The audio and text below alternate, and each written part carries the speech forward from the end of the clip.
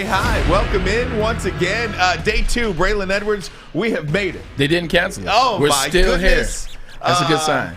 This is my Ryan Ermanni look, by the way, from Guns N' Roses. Like, this is how, in my head, I imagine he looked, like, kind of like this. Did you go golfing today or something? No, this was a straight imitation of you, so. But no, button coming off. That's why you did it. Ryan Ermanni, Braylon Edwards, this is The Bottom Line here on Woodward Sports Network, Detroit's all-digital network.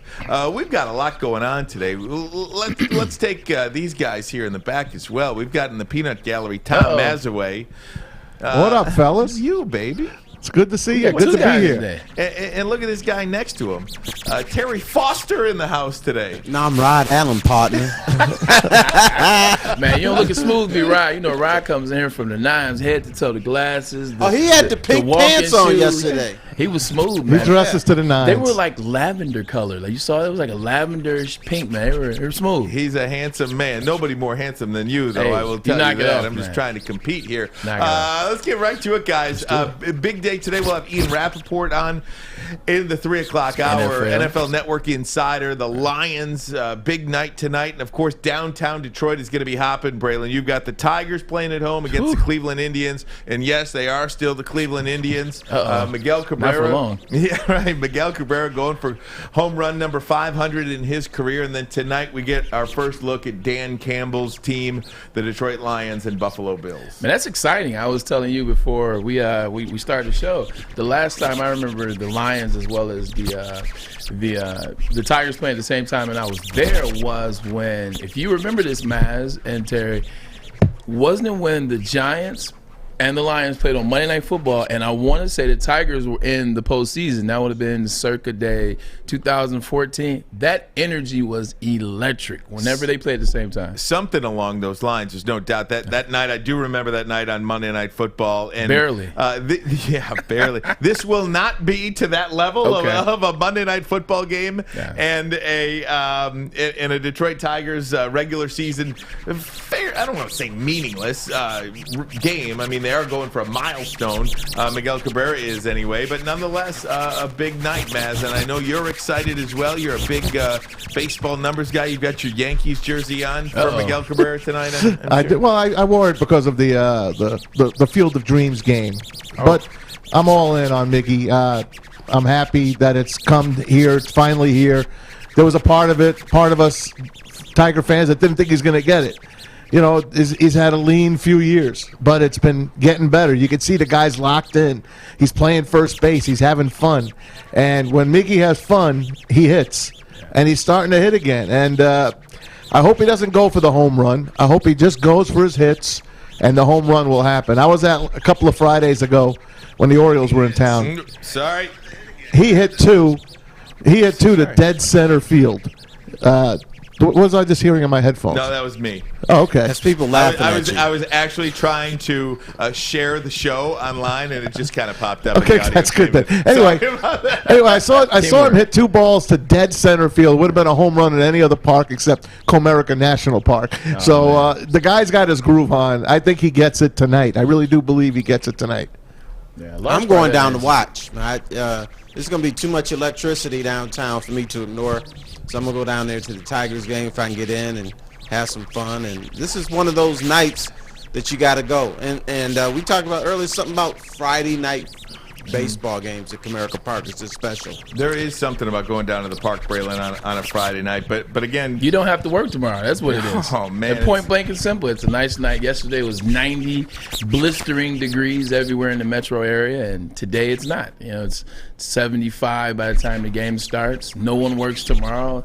Guys are they're gonna live it up. Don't you be one of them, man. Oh, man, you know me, Braylon. I'm a party animal. You know that. You take yourself home. I am gonna have a key. This is how I plan on my night of television.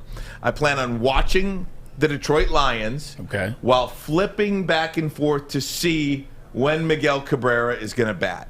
That's really right now tonight, because in my opinion, outside of this milestone, all eyes are on the Detroit Lions. Yeah. This is the first time we get to see a Dan Campbell-led team on the field. Jared Goff, new team. That offensive line that we talk about being as one of the most explosive offensive lines, really. Do you know how many resources they put into this offensive line? How quickly can they come together? This wide receiver unit that is much maligned nationally and locally to a certain extent. What are we going to see from these guys? It's a big night. I know the fans so much preseason, diddly poo. But this is a big night. Yeah, I think I am full bore that these games matter. It is. To help you out with that, going back and forth between the Tigers and the Lions, that's what technology is for. You can use your phone to let you know when Mickey's coming up to bat, so then you can switch the channel. You don't have to go Or a little PIP, back and the forth. old picture. You know what I'm saying? Little picture. Oh, you're taking it back to like 91, 92. It's like a Panasonic Television Zenith. viewing circa 1998. We thought that was the bomb. It was. Pip was the bomb. Oh, man. I didn't even know what Pip stood for when I was younger. I just know it was pictures. We used to move it. Where'd you put it? Did you put it upper left? I used to Bottom move it all the way right. around. Bottom right. Bottom right. Bottom The bottom right. line. Hey, what was not the DVR? Now, what was the The VCR. No, not DVD? the VCR. Not the TiVo? TiVo. Oh, there you go, TiVo. TiVo was the best. TiVo was the best. Best ever. Until your Quay got full and you have to like start deleting stuff. I know. Do I delete the game that I played in, or do I delete this TV show? I had my buddy put in a super memory card in my TiVo. I was illegal. able to store thousands of hours on my TiVo till it broke. That is just fantastic. Going back to trying to get back on track as we're talking about TiVo, which had to be circa there. It was like 2002, 3, 4. Something like that. With the Lions. What year are we in? Who knows at this point with the pandemics, plural. With the Lions tonight, it's going to be interesting because it's not a game in which they need to win the NFC North. They don't need to go out there and win the NFC North tonight. I don't need to see 400 yards of passing. I don't need to see 40 points scored. But what I do need to see is I need to see key things. I need to see how does Jared Goff in the one series that he's going to be in there, how comfortable does he look under center in Detroit? I need to see a team that was 5-11 last year. I need to see them come out with some type of energy tonight. You may not be playing for the NFC Championship, but you can't go 5-11 and come out like everything is cool in the first game of the preseason. I need to see guys flying around. I need to see guys tackling. I need to see guys catching passes. I need to see an efficient level of football. And then I want to keep my eyes out for a couple key players. I want to see what Penny Sewell does. I want to see what he does in the offensive line. We've talked about that offensive line shoring up. We talked about the money they spent, the draft picks that they put into it. How do they play in game one? And I know they won't play a lot, but then that wide receiver core that they're making so much about. Can those guys do well in space? Can they catch the ball? Do they run routes? How do they get in and out of their breaks? I just want to see the basics for the first game. I want to see Dan Campbell's team, as excited as he is off his pike and espresso shots. I want to see if his team lives up to the efficiency that he's talked about. Terry, I want to see all that too, but here's the number one thing I want to see. Dan Campbell confident. You know he's enthusiastic. Yeah. You know he can fire a team up, but is he confident? and that's really that's really the question, Terry, and that's really where I was going to go too. We talk about Dan Campbell. We know he can bite some kneecaps off. We know what his Starbucks. We know what his Starbucks order is. Grande Pike Extra Espresso. He's a great talker, but can he coach? And look, this is not the Super Bowl. This is not the season opener, but I still do find this to be a very important game and telling moving forward what we've seen these guys do in the offseason. How much work has gone into making these guys play clean. You know, so many things that we see, penalties, offsides, stuff like that. I don't want to see that tonight. I don't think you need to get into the season. I don't think you need to get deep into the season before you do anything like that. I mean, I want to see tonight no stupid penalties. I want to see a number of things go well that you can point to this top guy and say, this is a well-coached team. Yeah, I agree 100%. That's called discipline. That's called discipline. That's called taking your job serious. So often or not, Ryan, people think that those things have to be done when the season starts. People think that you get into the season and then you preach staying offside or staying on sides and watching the ball and being disciplined and catching the ball. No, you do those things in training camp. You do those things in OTAs. Those things that you talk about that way back then. By the time you get to this first game, you should already start to be on the track that you want to be on pretty much. Also with Dan, I just want to see how is he on game day versus his interviews. We see how jacked up off Mountain Dew he is during the week. What does that do? What does that do for a player, Braylon? What does that do for a player when you see your head coach out there? And look, he's jacked up. You play for Rex Ryan, one of the most vocal coaches that we have seen in the last 25 years in the NFL. What did that mean to the players when Rex Ryan's out there doing all the rah-rah and all that? You meant it, you loved it, but at the same time, Ryan, there's a time and there's a place. There are certain plays that when on the field during a game, I don't want to hear Rex's mouth come at me and yell at me a certain way. I don't want to hear that right after a play because it's a nationally televised game and the camera's on Rex. So Rex comes at us, Maz, and Rex is showing the media and he's showing the public that I can say this and I have that energy. What we respected about Rex is, unlike during the week, Rex knew when he could go after a guy. Rex knew when not to go after a guy. He knew when there was a time, when there wasn't a time, and when guys were okay. That's what I want to see with Dan Campbell. Like, if he takes that jacked up attitude the whole game, it's not going to work well for his players. He's going to have to pick and choose his spots when he can use that and when he can, all right, you know what? I think he's okay. He dropped the pass, but he's okay. Or he fumbled. Like, it's not always on. It shouldn't always be on. Well, we're going to take a break, but Braylon, when we come back, one of the position groups that I want to focus on heavily is this wide receiver unit. I may know something about that position. Yes, I think you do. And there's one thing I don't want to see tonight, and if I see it, I might flip out. I'm going to ask you about it. Oh, wow. We'll do that next. This is The Bottom Line. Ermanni and Edwards on Woodward Sports Network.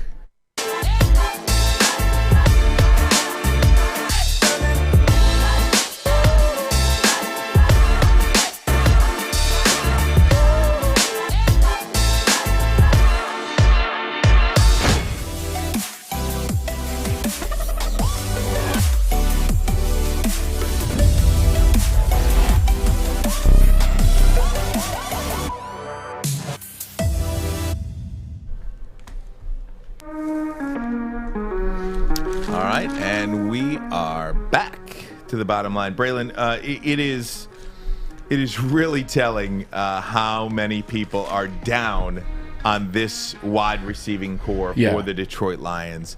Brashad Perriman. Uh-oh. I feel like we're in the movie Major League. I know his father. Right. Oh man, 80 was great. Oh man, he was. 80 was great. Florida guy, man. Tyrell Williams. He's the number one. Yeah, Brashad is number two. Maz, Terry, I feel like this is like the Cleveland Indians like Major League movie. Willie Mays Hayes. When the guys reading the newspaper, Willie Mays, Mitchell Friedman, who are these guys? I gotta jump out of the bed, man, and run my 40 to make the team. Right? No one knows who I am. That was phenomenal.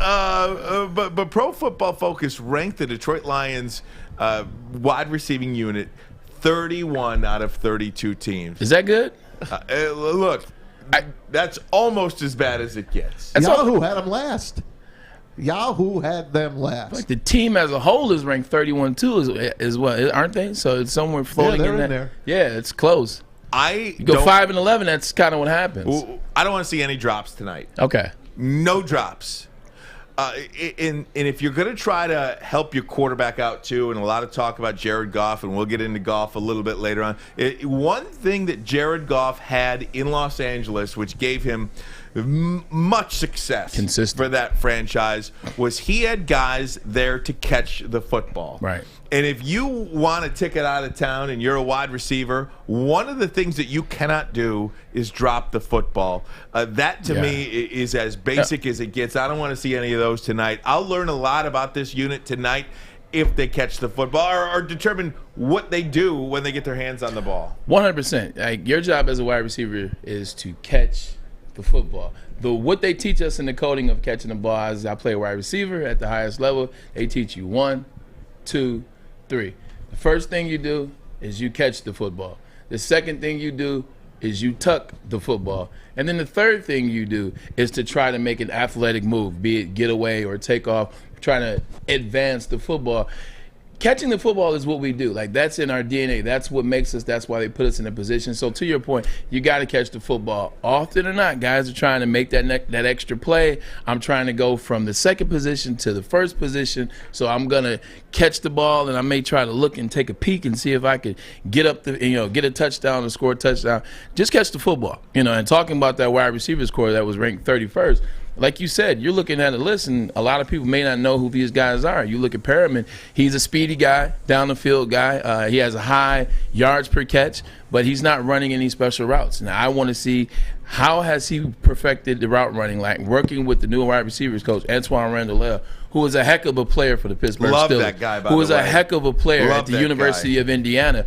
How have those guys worked on routes? Have they worked on the intermediate routes, the short routes, the slant routes, as opposed to just the go routes? And then, go ahead. Okay, just go ahead, jump in. Dumb question for you. How much impact can a position coach have on a player? Like I understand you can make a good player great by those little things that a coach can give you. Can you make a less than average player good? I mean, I think you what can I'm saying? to a certain extent. Because I love Antoine Randall, Right. but he's It's only amazing. as good. He's only going to be as good as the talent he has. It's too. also as good as the people that are listening to him. Like, he can help them do certain things. I'll give you an example. When I got to the NFL, like, everyone was like, the coaches in the NFL don't typically coach the position. They don't coach wide receivers how to do the trivial things, catching the football, working on their feet on the sideline, things of that nature that kind of enhance you as a wide receiver, as a player. They expect you to know all that. They just teach you the way in which to be in the system that they're going to teach you. Mm-hmm. Like, that's it. The coaches that took the time with me, i.e. Coach Campbell when I was at the University of Michigan, and then I had Coach Henry Ellert when I was with the New York Jets. Henry Ellert played 16 years for the New Orleans Saints, who will actually get into that franchise later on. He taught the basics once again. He went over those again. It can help you as a player, because now if you're not catching the ball with your hands, he focuses you on catching the ball with your hands, remembering it's always over-exaggerating to the point where you're not catching with your body anymore. You're dropping less passes. So I think a coach can help. But let's be honest, Terry Foster, this team does not have a Braylon Edwards type, and I'm not just saying this because you're here. I mean, this team does not have a Braylon Edwards type talent in that position core just yet. They don't, but here's the thing I will say. We don't know enough about these guys. That's why they're ranked 31st or 32nd. We're assuming they're going to be bad. Now, they've been reading this and hearing this for the last few weeks. So if I'm one of these guys, I'm like, okay, I'm going to prove that I'm better than what these guys are saying I am. And by the way, Braylon, never say that Brett Perriman is from Florida. He'll kill you. He's from the U. I said Florida as in the state of. I'm not talking about the. I'm not talking about university. But he doesn't. He's not from the state of Florida. I'm not. He's from the U. I'm not talking about the U. They don't acknowledge the rest of the state. They better start. They better start. No, I agree with you 100%. And they've been looking at this. They've been seeing the 31st, the 31. They're not this. They can't do that. Like you said, we don't know who these guys are. Amon-Ra, once again, one of the greatest names of all time. This is a guy. Amon-Ra St. Brown, he's a USC guy, very athletic. Look at the jump right here over Jeff Okudah. Like, he didn't touch him at all. Like, that's extreme skill. He's fast. He looks back at him. He's a USC guy. Guess where Jared Goff is coming from? He's coming from playing with a guy named Robert Woods, who's a USC guy. I'm telling you, they may have a shot. They may have a chance. But it's going to be the little things that help a new wide receiver. And you know who we don't talk about, Terry? Is we don't talk about, when we include the players in this group and we talk about the unit as a whole, we don't talk about T.J. Hawkinson. This guy, in my opinion, is going to be a Hall. Don't get ahead of yourself. Don't say it. Be careful. This guy is going to be a Pro Bowler, in my opinion, 100% this year, because he is the old reliable, right? I mean, Jared Goff, king of the check. If you thought Matt Stafford was the king of the checkdowns, Jared Goff is going to put him to shame. I wasn't high on the pick when we drafted T.J. Hawkinson. I thought that there were a lot of other positions that could have been addressed, that high at the pick. I want to say it was pick 5. It was Hawkinson, it was 5 7 or 5 8, or 6, but 8. Yeah, it was. Yeah. But I thought there were other picks that we could. They took TJ again, which is another first-round tight end pick. We've done that once before, but just watching him over the last couple of years, yeah, he's fast. He's a lot faster. Until you say the old reliable, he's a lot better than the old reliable. He can run routes. He's fast. He's not necessarily as fluid and small as a Travis Kelce, but for his size, he's a Jason Witten type size. But he can kind of run a little bit like Travis Kelce. He gets in and out of breaks. He blocks as well. Sure hands. He won't drop a thing. TJ can be a Mr. Reliable, but he has a lot more in the skill set level than just Mr. Reliable. You're so right, Mr. K-Line. Here's the problem. I love Terry. He was overdrafted. I agree. No matter what he does outside of making the Hall of Fame, this fan base is going to look at him and say, he shouldn't even be here. We should have drafted a defensive tackle or defensive end, and we get this T.J. Hockenson, who's having a fine career, but we won't acknowledge it because he was overdrafted. That's the way this town is. Well, they have to. They have to, because you have to look for the good and the bad. And if you look at a team that was 5-11, you got to look for the good and the bad. And one of the goods is T.J. Hockenson, who now can play with a quarterback like Jared Goff, who we'll get into in a second. And we'll see what he's been doing in training camp. But I think he's someone that the team can rally around at a consistent point, kind of like a Heath Miller in Pittsburgh. Is there one player you're looking at tonight? Because for me, the one player that I'm going to focus on and is not going to be Jared Goff. It's going to be Jeff Okudah. And we saw in that video when St. Brown jumped over him. That didn't look good. No, it didn't. But Jeff Okudah, to me, we hear that he's a different player. This is a guy that was taken 3rd overall in the draft. You want to talk about overdrafted, Terry. Jeff Okudah is the first guy that comes to my mind. But 1 year does not a career make for a player. Especially not that position. No, it's certainly not. And I don't want to bury the guy at all. When Jeff Okudah played at Ohio State, he was a great player. He was the best defensive back in the country. And he didn't forget how to play cornerback overnight. Maybe this new regime, and it sounds like it is, maybe these new guys are giving him a new life and a fresh start too. Because if Jeff Okudah can play, especially they just cut Quentin Dunbar, a guy that they were expecting to give some help there in the secondary. Yeah. If Jeff Okudah can be the guy that you drafted, this defense will be much improved. Matt, who are you thinking? Terry, who are you thinking? That's exactly who I was thinking. Same player? Yeah, the same player from this standpoint. If the coaches are serious about we're going to be more aggressive, we're going to bust kneecaps and everything, then Jeff Okudah should benefit by that. I think one of the reasons he struggled his rookie year, one, he's a rookie, and B, you're asking him to cover a wide receiver for 4, 5, 6 seconds. Can't happen. Yeah. Not happening. And what happens is when a new coaching staff comes to Detroit, they jump bad and to say defensively, we're going to be more aggressive. We're going to give our cornerbacks some assistance because our DBs, our defensive tackles, and our defensive linemen, we're going to be in the quarterback's face and we're going to blitz a lot. And then they look at the talent and say, nah, we can't do that. And then like a guy like Jeff Okudah, he's left out to dry. Okay, I gotta cover Braylon Edwards for 6 seconds. It can't happen. It can't happen. You're so right about that. Man, chill out. Yeah, we'll get to that. That's my favorite segment, by the way. Man, chill out. We'll do that coming up in a little bit. But Braylon, is there a guy that you're looking at? Two guys actually. One, Logan Stenberg. Got drafted last year, didn't get a chance to see a snap last year, and they've been talking highly of him. They've talked about how he's come back. They've talked about what he can do on that line, shoring up that line on the left side. So, can I stop you for a second here? Collectively, everybody watching can probably be like, who? Yeah. Who? Logan who? Logan Stenberg. That's why we got Braylon. Yeah, right. Logan Stenberg, offensive lineman, man. He's interior offensive lineman. That's been one of the weak points of the Detroit Lions for years.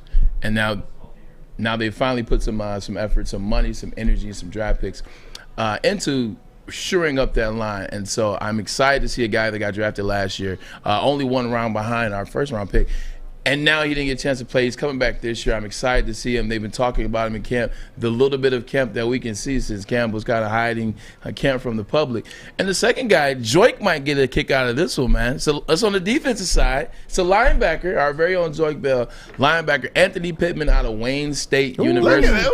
Check you out. Ooh-wee. Wayne State University, Anthony Pittman. He snuck into that bubble of guys that are floating in to make the team at the linebacker position, the Mike linebacker, where we haven't been physical in Detroit in a while. Like, at one point with DeAndre Levy, we were a physical team. We were hitting guys in the mouth. Like, you respected our defense. We were hard hitters, and you didn't want to go over the middle a couple years back, 2013 to 14s. Now, not so much. So if you get a guy that understands Detroit, like a Wayne State graduate, Joique Bell, alumni you, baby, I'm excited. I'm excited to see what a guy like that can make the team, be a special teams threat, and work his way into being something special for the team. Look at Braylon Edwards finding these diamonds in the rough here. Are you kidding me? That gives us something to look at tonight. Now we know what to watch for tonight. In the fourth quarter. Yeah. Hey, DeAndre Swift, to me, and Jamal Williams, what they're going to do this year, to me, I'm watching the running game. I want to see what your former position coach, Anthony Lynn, has for these guys. I want to see a real running game out of the Lions, because nothing is going to help more than that offensive line protecting Jared Goff and those guys not only catching passes but running through those holes. There's going to be daylight, man. You could have two 1,000-yard rushers with that offensive line. I know I'm going a little overboard here. Take your time. Why not? The good thing is A-Lin understands that. And take us to break, and when I get back, I'll talk about how A-Lin understands that. Fair enough. You're a guy that knows Anthony Lynn a lot. We'll talk about that running game, plus a story that we're going to get to a lot, and maybe we'll see this moving forward. The New Orleans Saints now requiring vaccines or a negative test within 72 hours. All that and more. We'll get to that next. You are listening to The Bottom Line with Ermanni and Edwards here on Woodward Sports Network. Tony is a third-generation logger that has a simple, practical approach to life and work. That's why his Coast DX342 knife is perfect for him. The stainless steel blade is rust-resistant and made for all-weather use. And the double roll-lock safety ensures that it will never inadvertently close when he doesn't want it to. That's why Coast is trusted tough. Hey guys, it's Maz. For Ports on Good studio sponsor, our friends. You need the mic. Why do I do this? Thank you.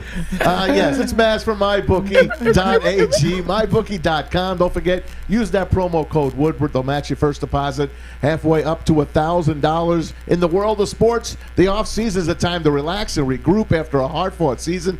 Now playing with MyBookie gives you the choice to decide when your season begins, because it begins tonight. If you're a big NFL fan, the preseason starts tonight. You can bet it. Well, they started last night. New England played last night. We'll talk about that, by the way. Quinn Nordin with a couple of field goals. You could have bet on Mac Jones, how many yards he would throw for. What's the over-under on the Lions? Right now, they're the most bet-on team in Las Vegas for the over. So stay tuned. Michigan, would you bet them on the over? 7.5. You can check them out on mybookie.ag. Don't forget, use that promo code Woodward. Match your first deposit halfway up to $1,000. MyBookie. That's the kick it. And we are back here on The Bottom Line, Woodward Sports Network. It's the best place to be, man. It is the best place to be. Please. I've never been in this studio on a Friday, and I've always wondered, do these guys go to happy hour on a Friday? Maz just answered the question for me, saying that two Lion running backs could rush for over 1,000 yards. This motherfucker got to be drunk already. Hey, I said it could happen. That cup is a little dark, dude. Terry. That cup is a little dark. There's some rum in there with the lemon. That looks like something. What's in that, Maz? Is that one of those LITs? Just a little something from Birmingham Roast. No, that's got to be a Captain and Coke, man. Long Island iced tea. You had mentioned that running game. Yeah, but now you got to be scared to mention it. I don't want Terry to swing the hatchet this way. Who cares? You like that double entendre, Terry Hatchet. No, what I was going to say is Anthony Lynn comes from a running back system. He was a running back himself. He was on the Denver Broncos when they had Terrell Davis, 2 Super Bowls. You see what he did up there in Buffalo with LaShawn McCoy. You seen what he did. He coached LT. He coached Jamal Lewis when I was in Cleveland and when I was in New York. He understands the running game gets the passing game going. He understands he wants to protect Jared Goff, especially when we're trying to figure out what the wide receiver position is. He's going to run the ball with those two guys. He's going to give Williams, he's going to give Swift the ball. He's going to let them carry the blunt of the load, let the offensive line like what they like to do. Offensive linemen like to run the ball. Point blank, simple, and period. Involved. So once you get those guys involved, I think it now opens up, just very traditionally, it opens up the passing game. So if you have an offensive coordinator in Anthony Lynn who understands that, wants to do that, and has shown you that he's capable of doing that, that gives me some hope watching the Lions and moving forward this year. I think that they will have a chance to do that, use that, get Hockenson involved in, etch some games, low-scoring games, but etch some games. So maybe, Maz, you're not drunk. Maybe that. I got your back, man. Thank you. I did. Look, maybe I missed this, but did they trade for Travis Henry? Well, I thought this is what it sounds like around here.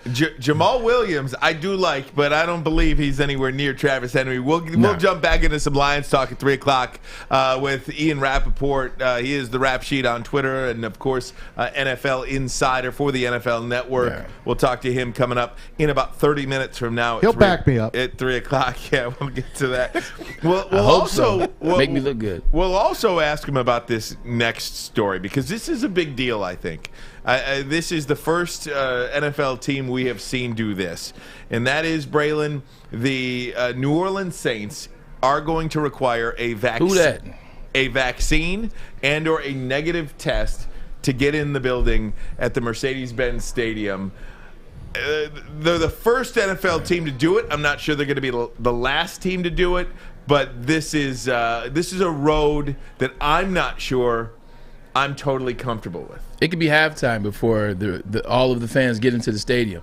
If you have something like that, you look at what Dave Chappelle did here in Detroit, where he had everybody get vaccinated, and you're talking about a show at the Fillmore Theater, have everybody get vaccinated or get a test before they go into it. But I guess that was different because that was on spot. This is within 72 hours.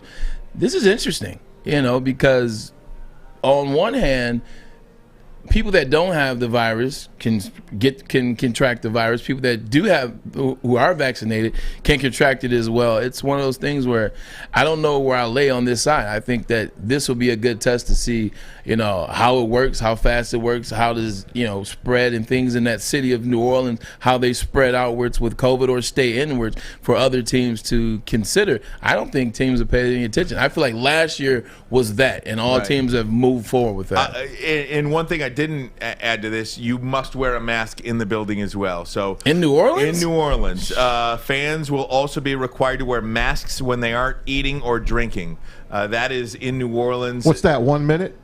I know, right? Well, or now you just leave it up to your thing, and who's going to say no? But I'll tell you, I'd be out on that. Yeah, I'd be out too. If that was here in Detroit at Ford Field. Now I've got no qualms in telling you I'm vaccinated. I am too. But I would be out on something like that where you're going to require people to get a vaccine. Do you know how long that would take? We saw this with the Chappelle long does that last? Situation. You've got to get a negative test, and it's the PCR test. It's not the rapid test that they're requiring. Yeah. And the headache, it's already easier to stay at home and watch a game prior to the pandemic. Yeah. Forget about the pandemic. It's all we just talked about. We just talked about the cost of going to a concert. That was your cost. Right? That was your cost. Right. Chicken fingers are a lot cheaper at home. Yeah, they are. But nonetheless, take the pandemic out of it. It was already easier to stay at home than go to a professional football game. This is a situation for me, and everybody's different, and you can kill me or not kill me, but I'd be out on something like this. It would just take too long and doesn't feel like that great of an experience. How about when you call me? Hey, Maz, I got an extra ticket to the Lions game, to the Saints game. I'll pick you up in a half an hour. I can't because I didn't get. Those days are over. I didn't get tested 72 hours ago. What the? How long does this last? Give me a break. Based on everything that we're saying, like you said, the sporadic, spur of the moment, the time that it's going to take to, show this proof and go in. How long does this actually really last before the Saints are like, you know what? What the heck with it? We're losing revenue. We're losing. It's not the Saints, Braylon. It's the city of New Orleans. Oh, it's the city of New Orleans. Excuse me. Yeah. Oh wow. But you know where we're headed? We're headed for the men's room, the women's room. the vaccinators, the non-vaccinators. So we're going to divide this nation again. Once where, again. if you're vaccinated, you're going to be able to do all these great things. If you're not, sorry. And all it takes is one to start the train, right? I mean, just because the city of New Orleans is doing this doesn't mean that, insert NFL city X here, that's going to be the next one. I don't like it, but again, I don't have to like it because I guess as a fan of the Saints, you can also decide not to go, or maybe that will encourage a broader audience to go see the Saints. Maybe that's what they need to go feel safe. I don't know. Like the tech world start going to football. It ain't going to happen, right? You hit it on the head before. It's easy to stay home. Mm-hmm. Why the heck am I going to go out of my way now to go stand in line for 2 hours to get in the stadium? Then I have to wear a mask on top of it. Yeah. Where's the fun in that? To me, there's no fun. Yeah. To me, there's no fun in that, and it's a bigger headache than it's worth to me. But I don't make the rules. All I can do is decide what I do for myself. And if it was me, I would decide to stay home if that was the case. I'm with you. It just makes more sense. You can go to B-Dubs and watch all the games. Go to a local bar that's got the NFL ticket. And they watch all the games. And they won't make you wear a mask. No. You'll be able to eat wings in peace without having to. I did that for the first time last year because I'm a stay-at-home guy for the NFL. Yeah. Last year I went out, a couple of friends met them. I got addicted. Yeah. I actually love it now. I like going out. I love it. I don't like red zone. I love the red zone. I like to watch the whole game. Yeah. But you can only watch one. If you watch the whole game, you can only watch 3 games. Not if you go to B-Dubs. Not if you go to a bar that has all the games. And you just watch. But that's red zone. Maz, you got all that action out there. That's a lot of action. Now, there's a spot. MyBookie.com. There's a spot right near Ford Field, the Brakeman. They got the NFL ticket. You can watch every game. I'd rather do that than go to the Lions game. Well, in really, plus you can't tailgate now. Down at that Eastern Market, yeah. They shut that down? Areas, yeah. Oh, wow. But I think that's the point of this whole thing. We could stay with this for a little bit. Because I do think it's an important topic for a lot of fans to make that decision. Do you or don't you? Do you think this encourages fans to go to the game, or does it discourage fans from going to the game? Also, Miggy, it's his first opportunity at career home run number 500. He'll have those chances tonight. He is in the lineup. We'll get more on that. Sports bars. Plus, get Terry's favorite sports bar. We'll do that next. Ermanni and Edwards, the Bottom Line, Woodward Sports Network. Do you know why realtors love using Hall Financial as a lender? Because of our commitment to speed and service. We have nearly 4,000 5-star reviews already. Call today, 248-308-5000, or go to callhallfirst.com.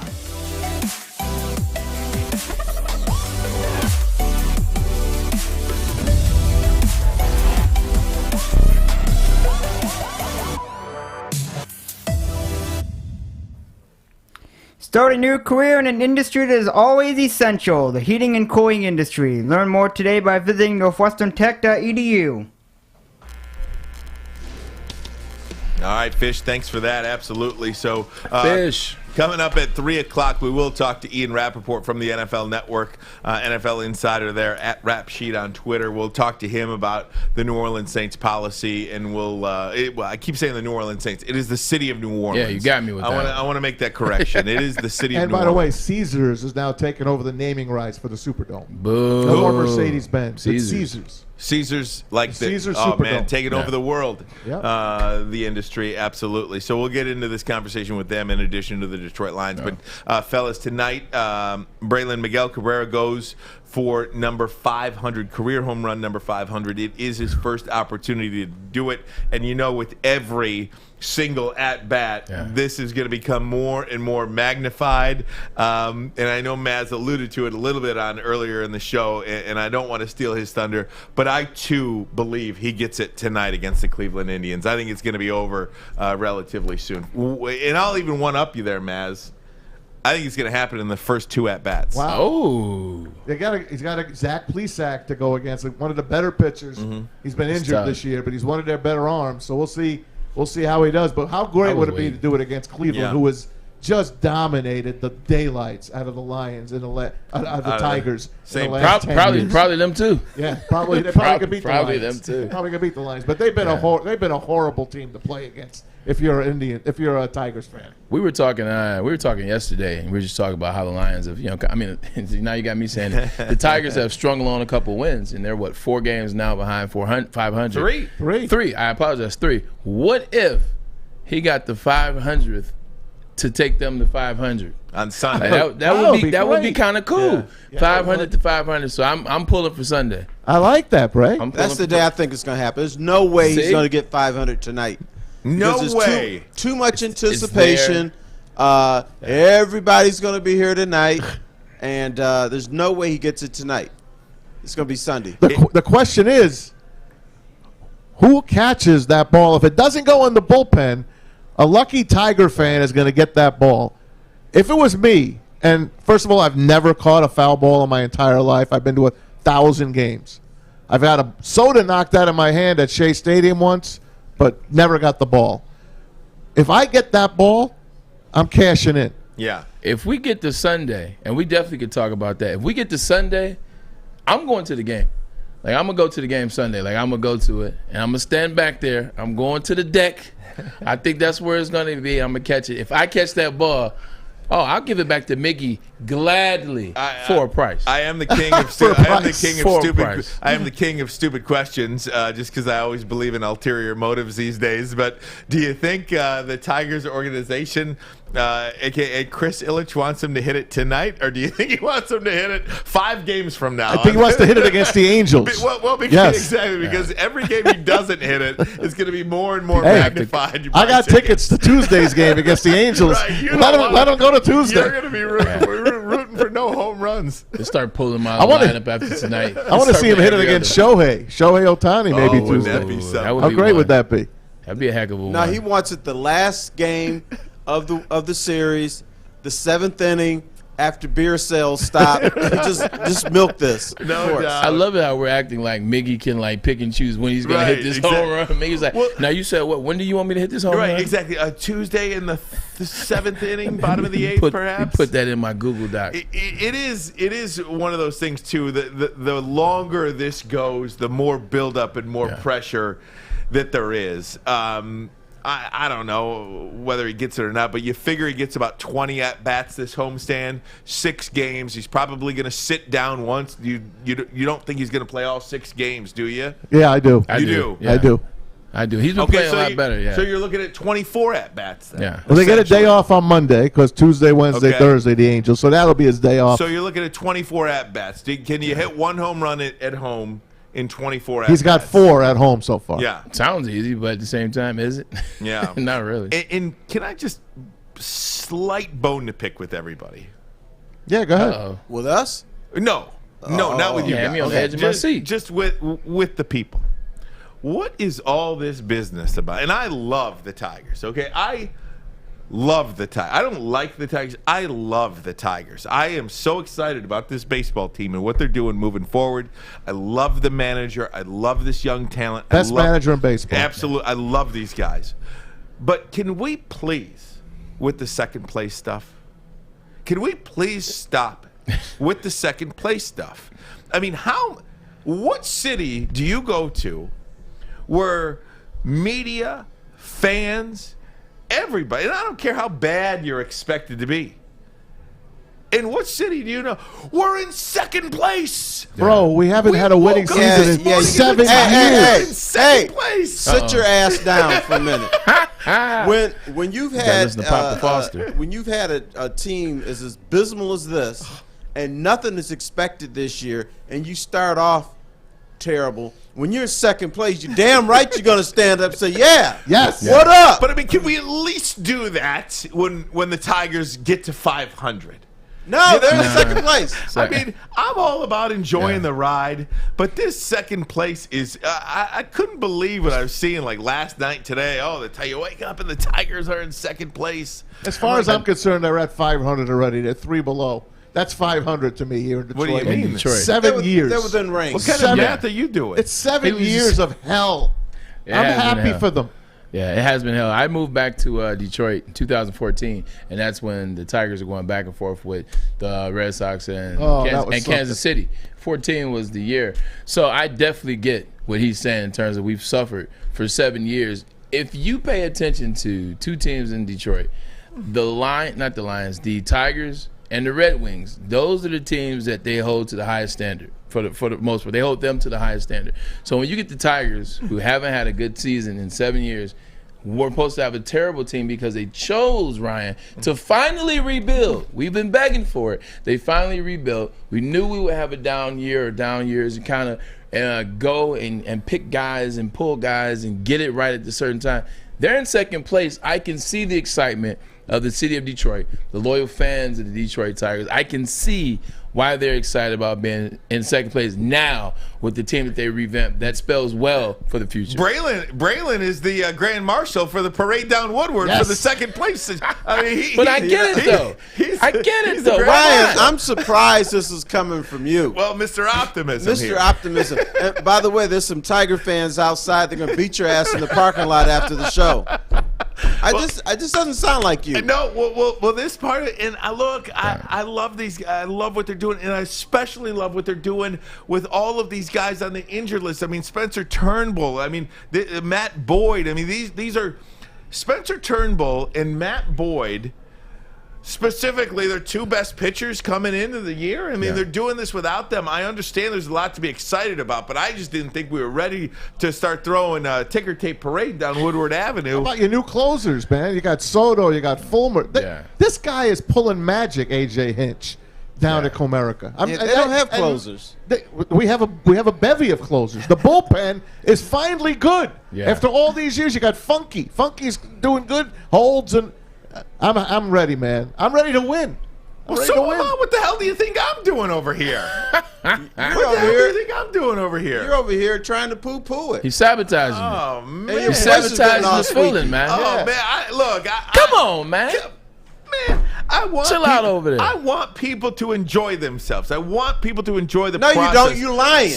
Terry, you don't want them It's Friday. to. Please. How you raining on a Friday parade, man? Miggy's you know what? Miggy's gonna hit the home run now. He's gonna hit it right at you. He's just gonna hit it right at you. Why you not looking? Right. Take this, Ermanni. Exactly. All right. Well, poor Miggy. Poor me. Now I got this group of Tigers fans out here wanting some blood. Maz, I want to mention you got your jersey on today.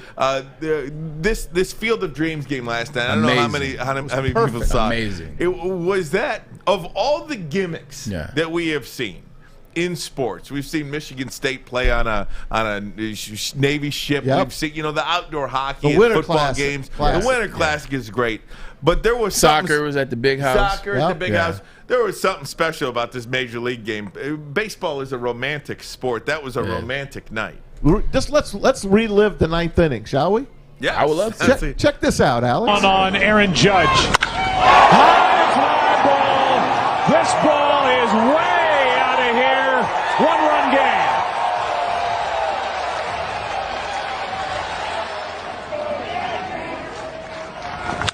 There it goes.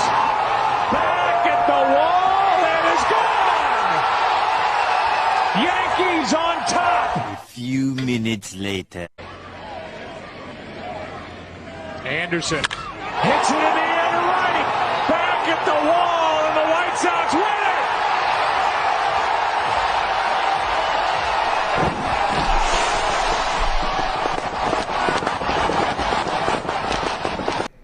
That was great. I got goosebumps right now. Isn't that awesome? I'm wearing shorts, so I can goosebumps. I can feel it. By the way, shout out to the Yard Pod. They're the one that put that out, that little montage. I had to get them on Twitter, so they did a nice job with that. But Yankees come down. They're down to 2 outs.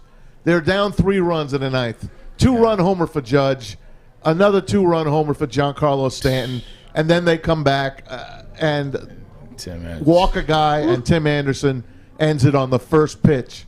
It was unbelievable. It was perfect. It was a beautiful night. No pun intended. You couldn't script it any better than that. No. Like the first MLB game in the state of Iowa, and this is how it ends at the Field of Dreams with the two biggest power hitters in the game, and then Tim Anderson for the White Sox. Isn't that something, man? And Jose Abreu led the game off he had the first home run in Iowa, but 8 home runs in that game, all into those corn.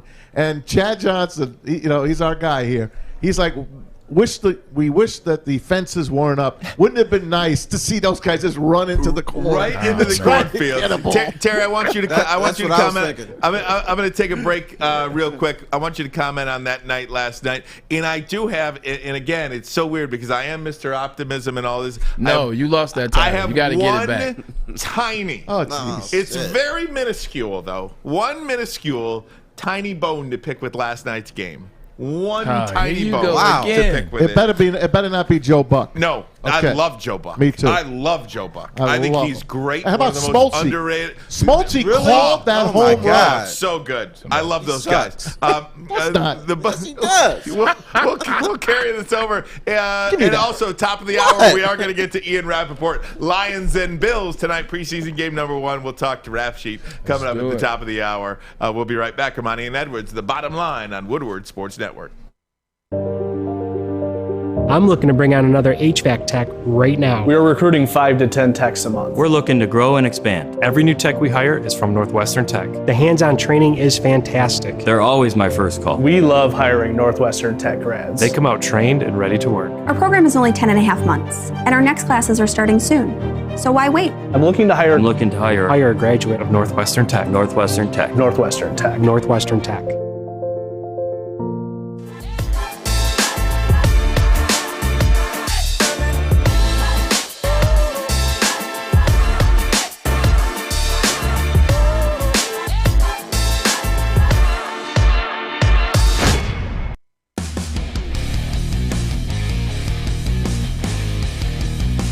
You guys seeing that? You guys seeing that? Looks like a guy walked after he hit a walk-off home run. Okay. Oh, I know what you're going to do.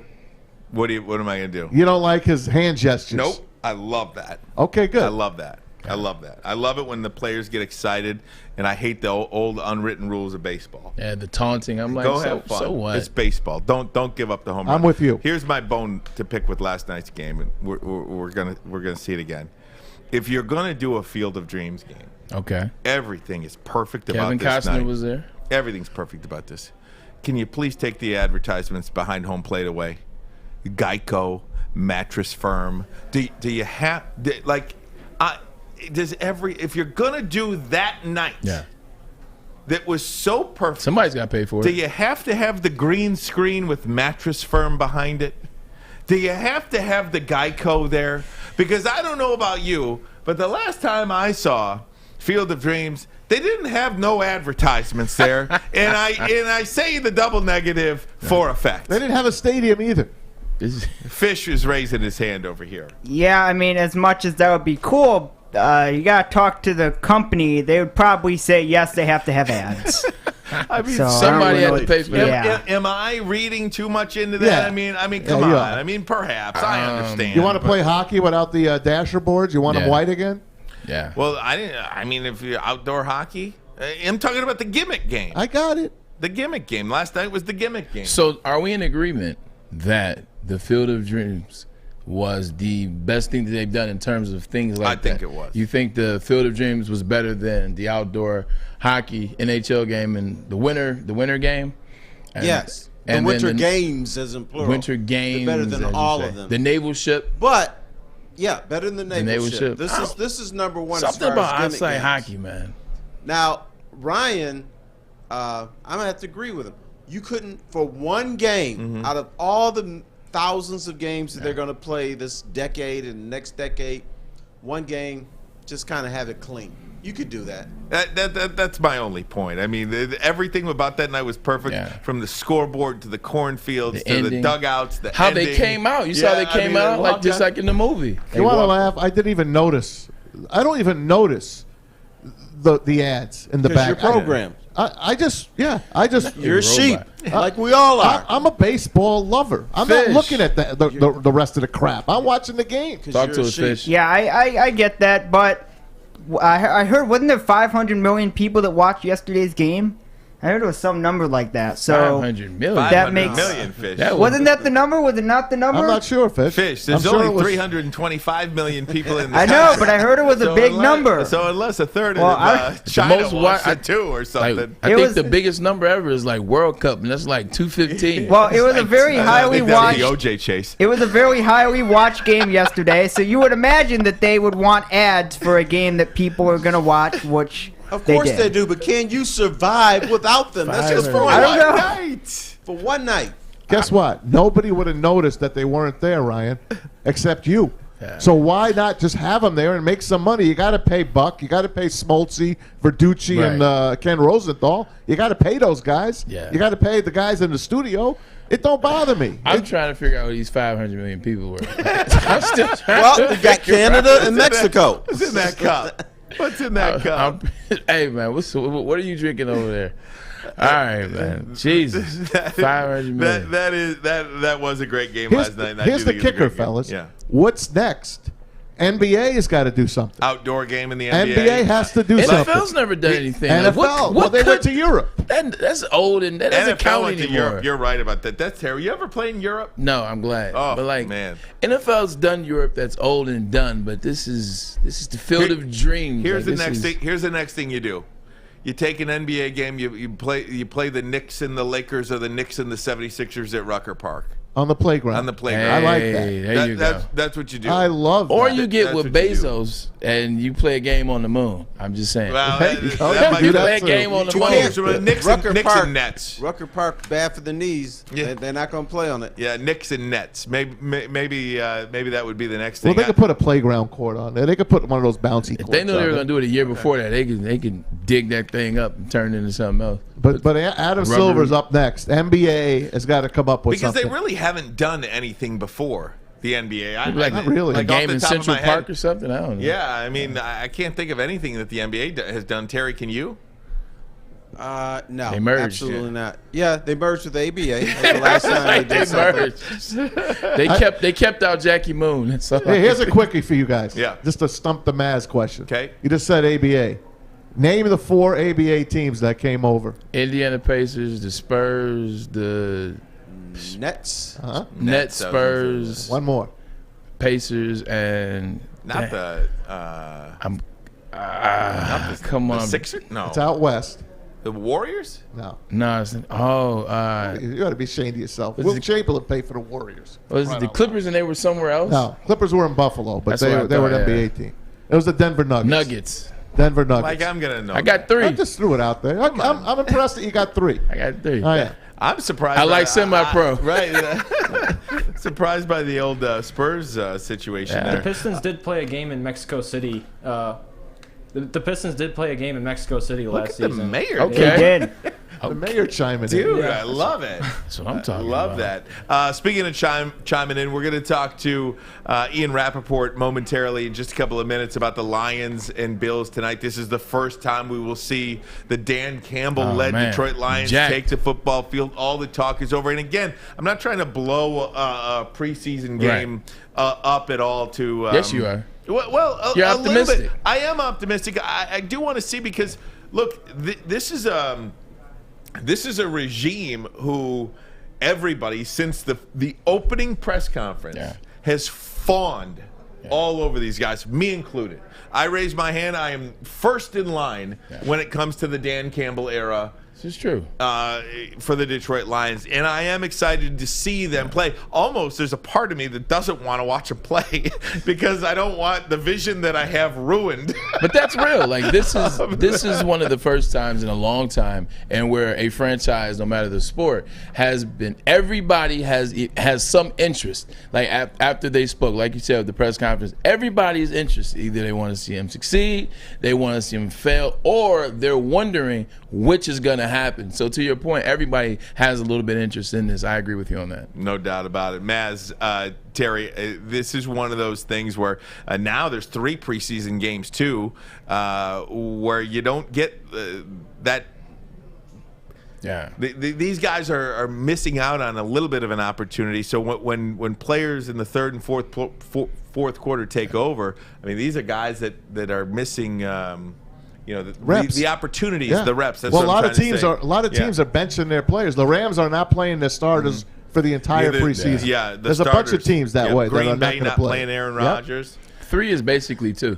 Like one thing you learn about the preseason is, even though it's 4 back in the day, that really was 3 because in the fourth game doesn't matter. But I'm talking about all those fringe guys there at the end. A lot of those guys don't get picked up because of the last game is what I'm saying. So now they even have less time. Like you said, it's like 1 and 2 to really, really, really make a deal. That third game is kind of like super fence guys. So we're going to take a break, and when we come back, we'll talk to Ian Rapoport from the NFL Network. And Braylon, I also want to talk to you about how you approached preseason, both your rookie year when you were a young player and when you got to be a veteran a little bit. How did you approach the preseason games? Lions and Bills tonight. We'll talk to Ian. Slept a lot better when you're making all that money. Ask Kenny Galladay about that. Man, chill out. Okay, so we'll take a break. Top of the hour. Ermanni and Edwards. This is The Bottom Line on Woodward Sports Network. Would you like to win a custom-built chopper while helping our veterans at the same time? Then watch as we turn this bike into a one-of-a-kind classic chopper. Watch the Call Sam Chopper Shop on our social media channels and get your raffle ticket today at callsam.com/chopper shop.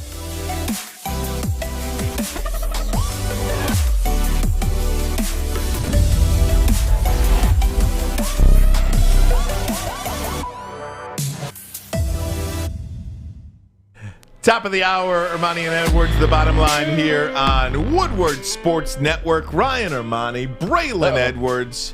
We've got Terry Foster in the house as well. Pleasure to be joined by him, and Tom Mazawey is with us as well. Terry, an exciting night in Detroit. We've got Lions, Tigers downtown. Big night. Yes, it is a big night, and when you get those two teams together playing at the same time, there's always the debate. Should you move one of the games to earlier in the day because it's going to be so congested? But it's a good time. We love a party, and we love a party that involves our sports team. So this is going to be a rocking time tonight. I hope some of you fellas may show up tonight. I hope there's enough parking lots downtown to get everybody in. Are they all closed? I may. We finish here at 4. We'll talk about the show afterwards and maybe head down there. I like when it's congested though. I'm always a fan of the congestion because most people that are going to the Lions games or the Tigers games, a lot of people are going to cross over. A lot of people are going to pop their head into one. Then they're going to go to the other, vice versa. And then they all just meet up in that area right there by the diner, the Fleetwood, and just the Breaker, and what used to be Chelsea. It's just a great time for the city of Detroit, and it's just, I love that congestion. Braylon, talk to me about the preseason, how you approached these games when you were a rookie and a young player, and then how they transitioned when you were a veteran. Because we sit here and on the other side of it, being non-players and not knowing what you guys went through and what you're going through, because there's hell, you were the 3rd overall player picked in the draft. The pressure that must come with that. Once upon a time ago. Once upon a time, yeah. But the pressure that must come with that anytime you get on the field, I assume, is pretty big.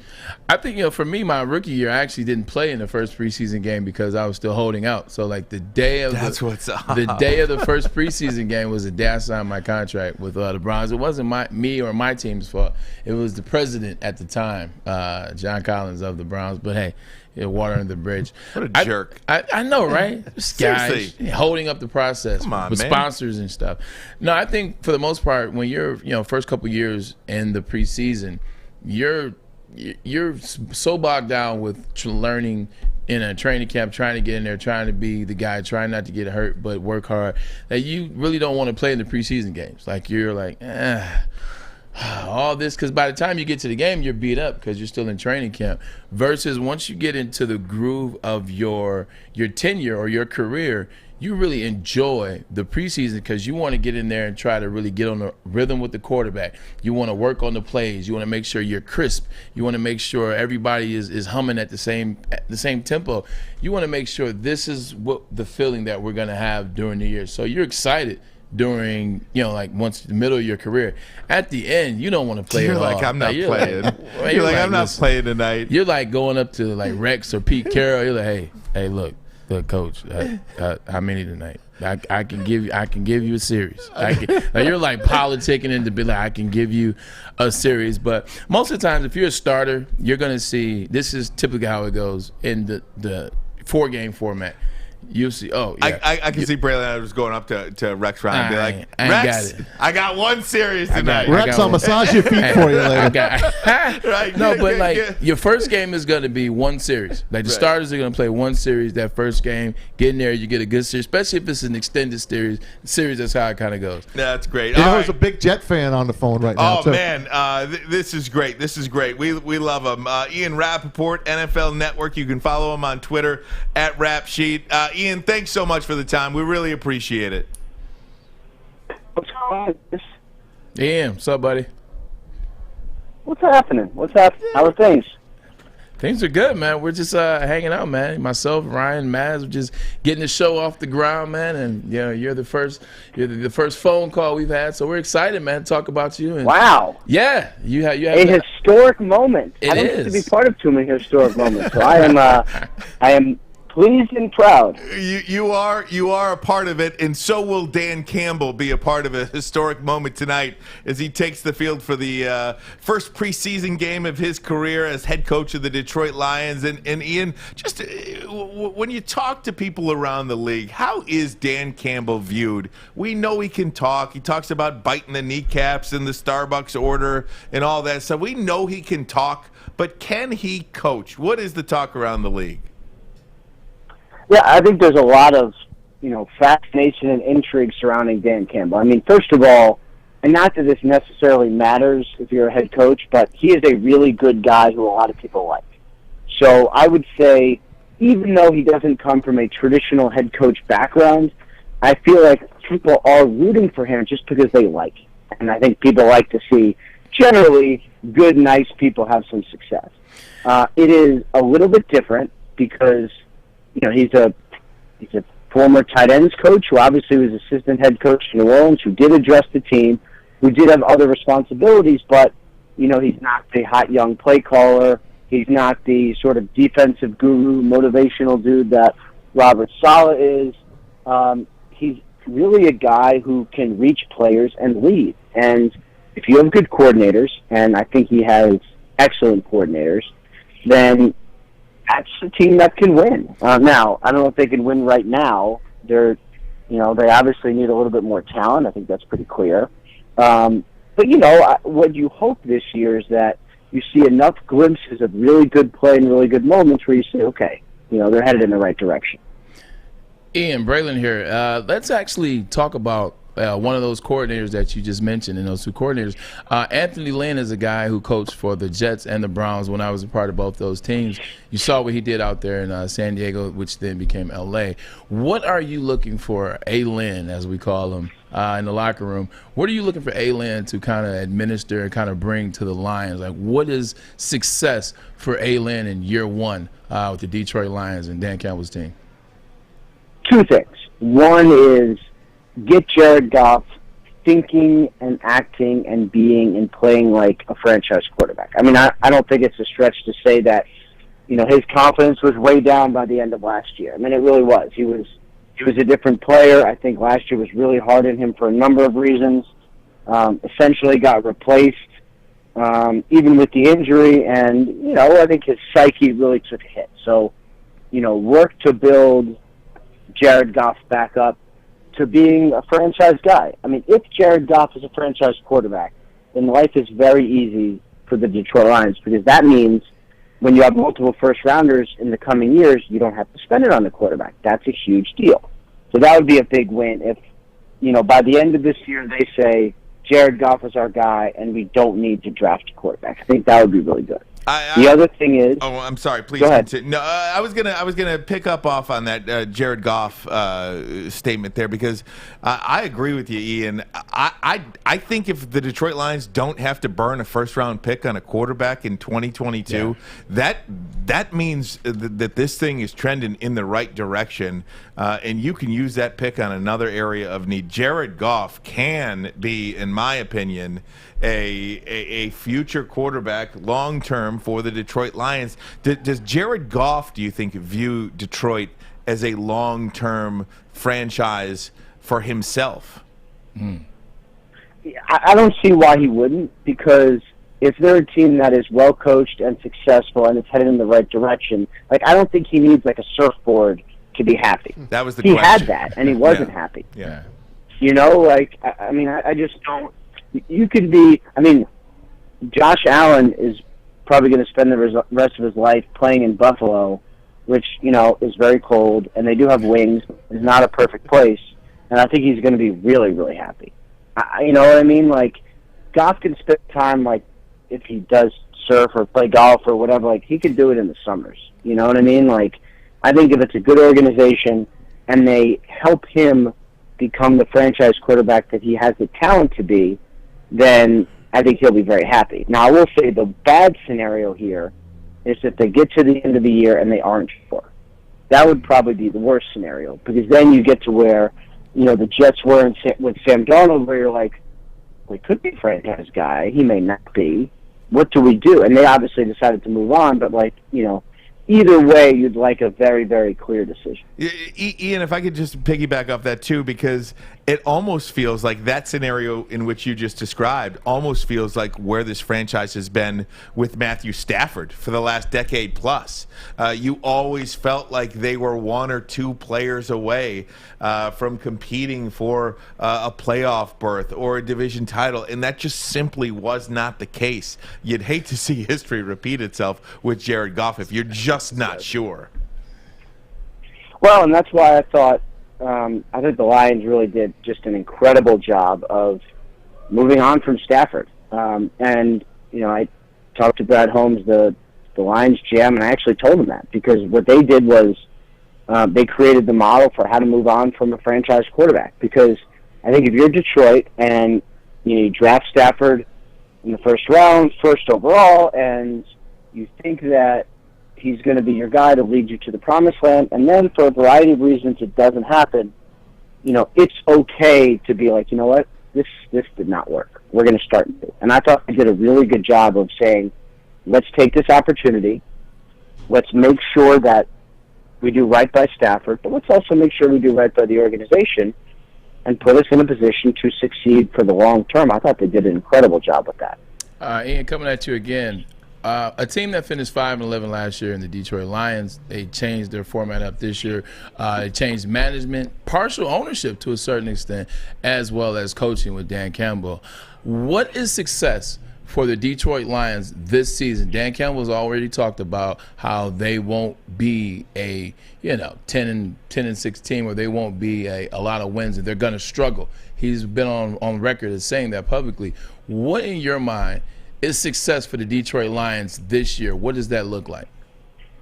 I think success would sort of include some moments where you think it's headed in the right direction. You know, an upset over a division rival who's playing well. You go on the road and you play tough, and even if you lose a close one, everyone goes like, okay, like, I kind of see what they're building. Like, really just make it obvious with good play and big moments that things are headed in the right direction. And I would say the same for Jared Goff, because obviously a lot of, you know, how he does is going to determine whether or not the team is successful. You know, if you get some moments where, you know, he looks like a franchise quarterback, you know, you want enough where you say, all right, like, we're good. We are okay right now at quarterback. I agree, and I think more often than not, and I'm going to let Ryan jump in, is people, especially fans of their cities, of their teams, when their teams are rebuilding, they always try to measure success in wins and losses. And sometimes you just can't measure in wins and losses. It can't be 8-8 is success. It can't be 9-7 is success. Sometimes that team that wins 6-10, if you actually watch the games, they showed you a lot more than that 6-10 implicates when you're reading a stat sheet. So I agree with you 100%. It's not necessarily about the numbers. It's about what you watched out of that team for 48 minutes. Ian Rapoport joins us, NFL Network insider at Rap Sheet. We appreciate you, Ian. And we're going to watch two things here in Detroit. We're going to watch the Lions, and we're going to watch Matthew Stafford, what he's doing in the Rams. What's the word on him? I know he hurt his thumb again, his surgically repaired thumb, hit it on a helmet a couple of weeks ago.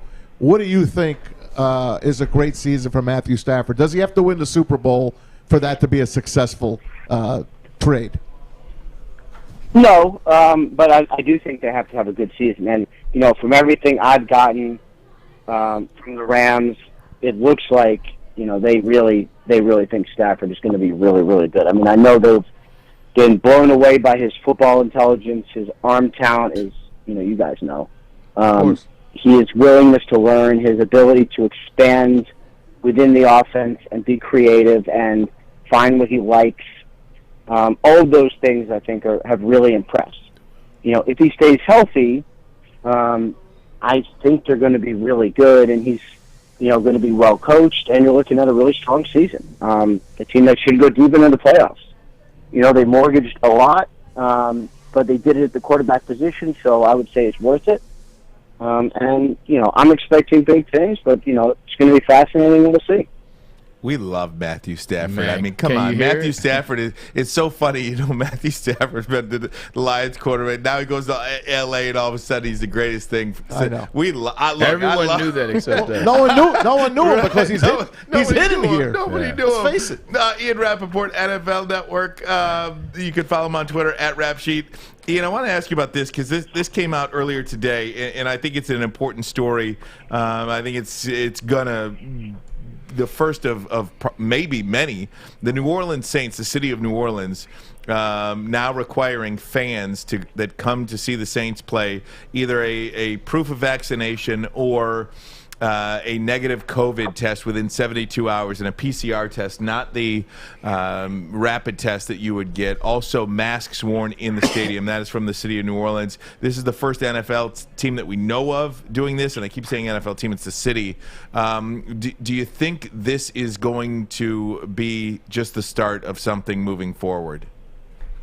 Yeah, probably. And I don't think it's a bad idea. I mean, the goal is to be as safe as possible, to enjoy and have a regular life and do fun things and be safe doing it. So, if you're fully vaccinated, and I am, then not a big deal. You just show them something and go about your business. If you're not fully vaccinated, then you also have a responsibility to be safe to your fellow people, and you just got to get a negative test, which is also, honestly, not that big a deal. So I like it. I'm sure many, many other cities, remember, it's a city ordinance, not a team, not a league-wide. I'm sure many teams are going to follow suit, and I think it's a good idea. Ian, can you hold through a quick break? I cannot, unfortunately. I need to make a phone call that I just texted about. I apologize. No, don't apologize. We appreciate it. Don't be ridiculous. History made here, Ian Rapoport. We appreciate you so much. Seriously, we hope we could do this again soon. We are admirers of your work. We appreciate you, and we're big fans of yours as well. So thanks for giving us some time here on Woodward Sports Network. I'm glad we can make some history. It's great talking to you guys. Take care. Absolutely. Right. Ian Rapoport, NFL Network. You can follow him on Twitter at RapSheet. Great stuff there. So, yeah, I mean, good stuff. Look, when go back to the Detroit Lions, a lot of people want Dan Campbell to succeed because he's a nice guy.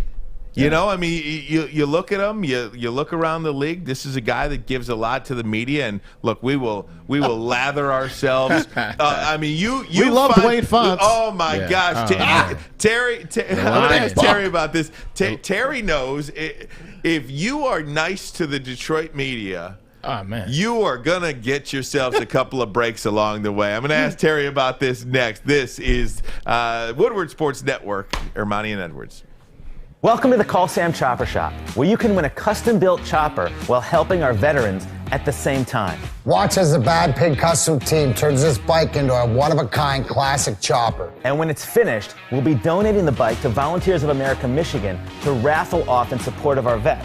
A great cause to give back to those who've given so much. Watch for Call Sam Chopper Shop episodes on our social media channels and get your raffle ticket today at callsam.com/Chopper Shop. Hey, it's Maz for our good friends at Legacy Partners Insurance. You know the deal. Nobody wants to shop for insurance. You're watching TV, you get bombarded by those ads. We could save you money. We got the best coverage. You need a local agent that knows the local insurance market. That's why you need Legacy Partners Insurance. They're independent. They get lots of quotes, so they make carriers compete for your business. They shop between 7 and 10 carriers for personal, over 50 for your business needs, for your commercial accounts. They've been around for over 100 years. They know how to do it. Give them a call today, 586-209-4106. Better yet, go to legacypartnersins.com/Woodward Sports. Take you to a landing page, put out your name, your address, your phone number, any way you want them to get in touch with you, and they will run the numbers for you, and it costs you nothing. It might save you hundreds a month, thousands a year. Give them a try. Legacy Partners Insurance. Tell them Maz and the good friends at Woodward Sports sent you.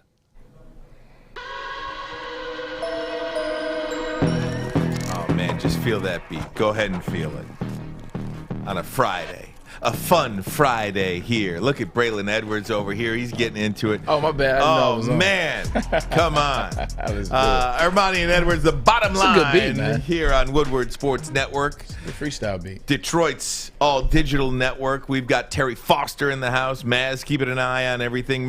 Terry, before the break, I asked you, because one of the things that Ian Rapoport said was, people around the league want Dan Campbell to succeed because he's a good guy.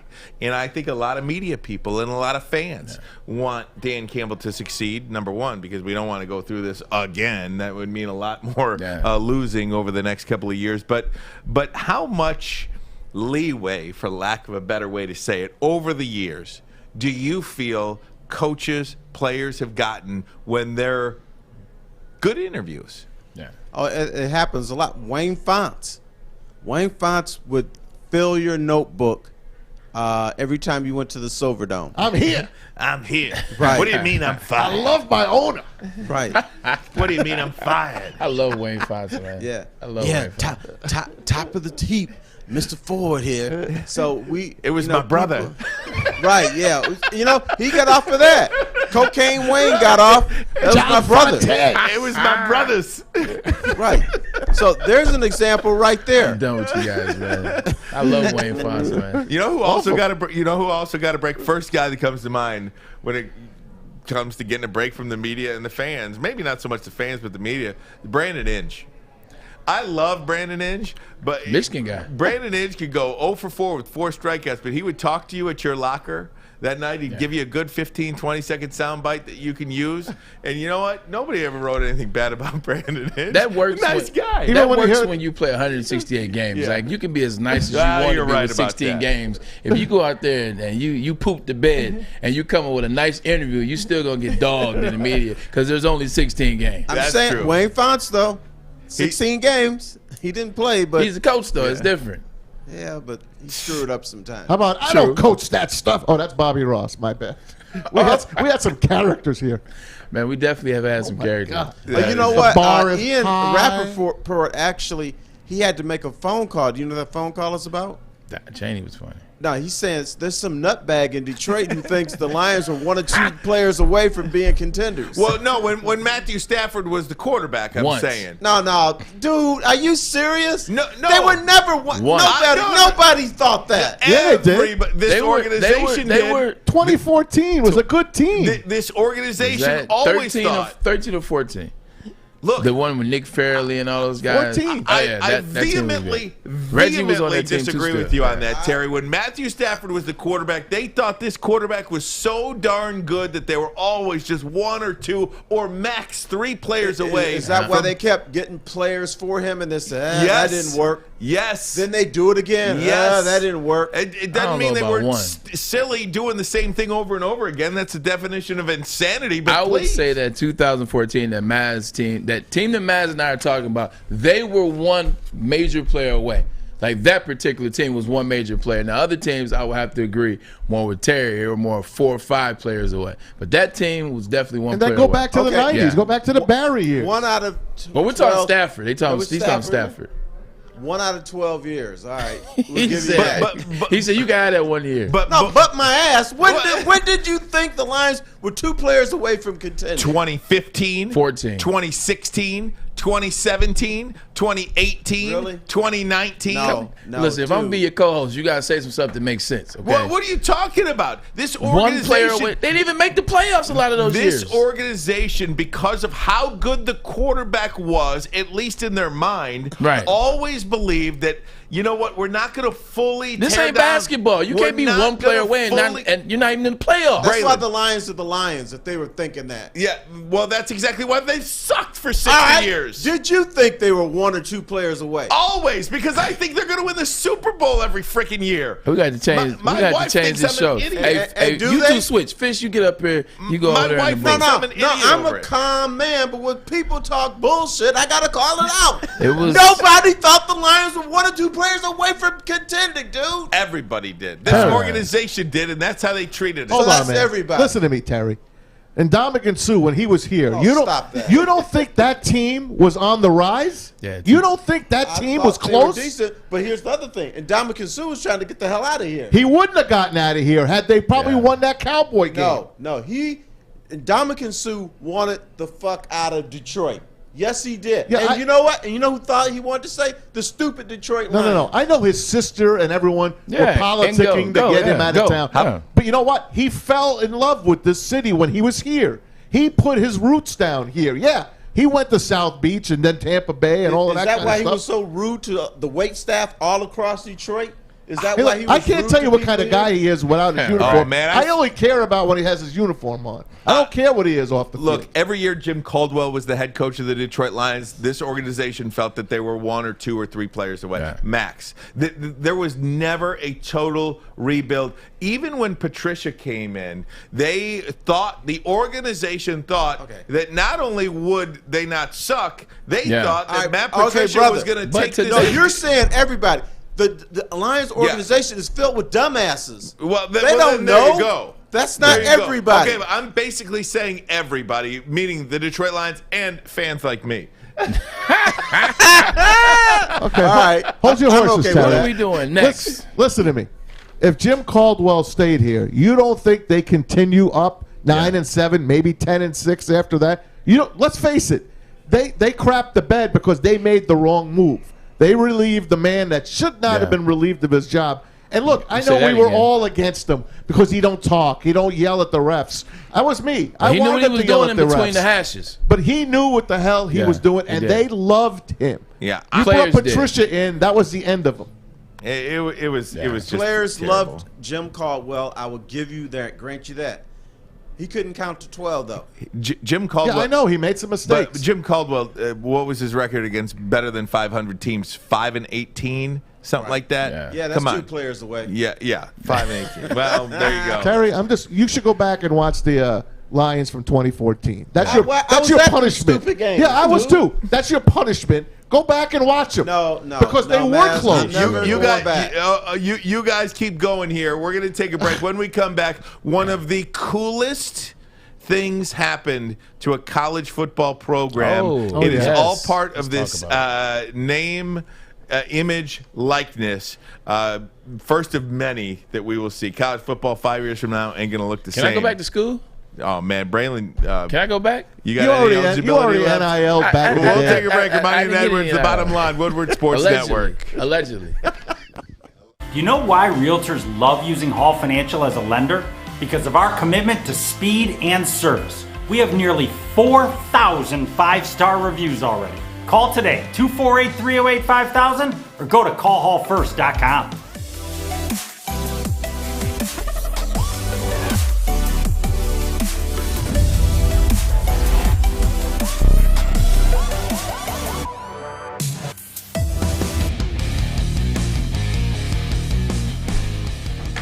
So, guys, this name, image, likeness. Let's get Terry Foster back going. I am. I love it. He's a calm guy until he runs into an optimist like me. But we'll get into this name, image, likeness situation because we are seeing things that we've never seen before. I want to play some video for you. This is the BYU coach in a meeting room with his team. Take a listen and watch it. Tell me, are you a walk-on? You know what I love about this guy? This guy's a fighter. I heard his story. Dude, I got goosebumps when I talked about this guy's not a member of the Church of Jesus Christ of Latter-day Saints, but he's like, I feel something different. I want to be part of this team. He met some of you guys. He's like, I feel something special. I want to be like you. I want to be part of you. And he just said, I feel like I'm part of something. Nick, at Built, we want you to be employee number 1. Yeah. We want to pay for your tuition.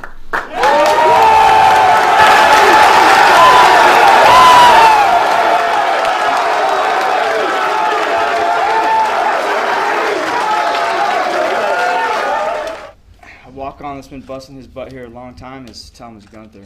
Where is he?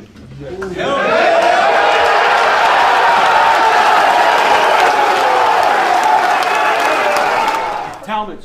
Yeah. You can thank Coach. We want you to be employee number 2, and we want to pay for your tuition. What do we want to do? All walk-on, step up. You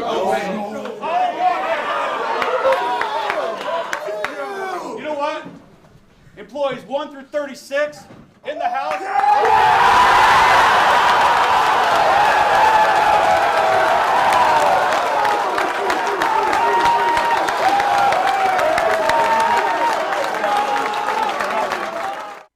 So how great is that? All made possible by the name, image, likeness, the NIL, which you will hear so much about. BYU having a sponsor pay for the tuition of all 36 walk-ons. That sponsor making these players essentially employees of that company and then paying for their tuition. So basically on a free ride. Braylon Edwards, I can only imagine. Right. Where the heck is my employeeship back then? I can only imagine. You know where it was. Yeah, as much as you got paid in Michigan, be quiet, First dude. of all, we didn't get paid. This ain't Columbus. Like, if you look at the University of Michigan while I was there, our lockers still were raggedy. Like the big house still didn't have lights. Like it was very raggedy. However, the aquatic center was very nice. All the campus buildings and school. That's where all our money was going. Was not to the football program. It was to everything else. Well, you got Michael Phelps out of the deal.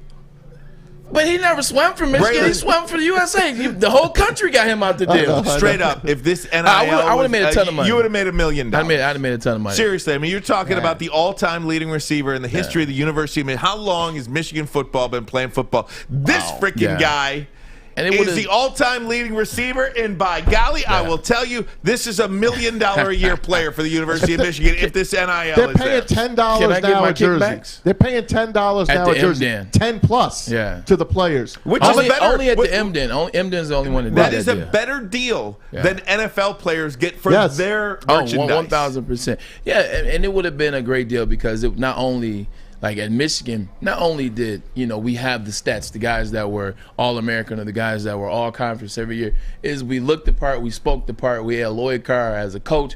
So we weren't gonna be wild. We were gonna make do. We were gonna make good. We would have lived up to whatever contracts we had. We would have made a lot of money because we were the right guys for the right job. So we'd have made a lot of money.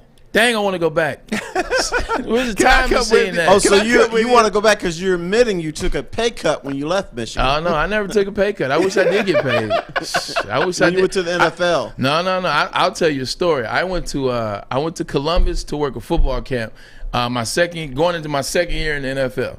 Going to my third year. I was going to work Keywan Ratliff, who played defensive back Cincinnati. He went to the University of Florida. And I'm out there hanging out with Troy Smith. And this is right after Troy won the Heisman. And we're down in Columbus, and we're riding around in their areas and, eating food. And then we're in the car. And, one of us was doing something that, I'm saying, let's just say it wasn't legal at the time. And it wasn't me.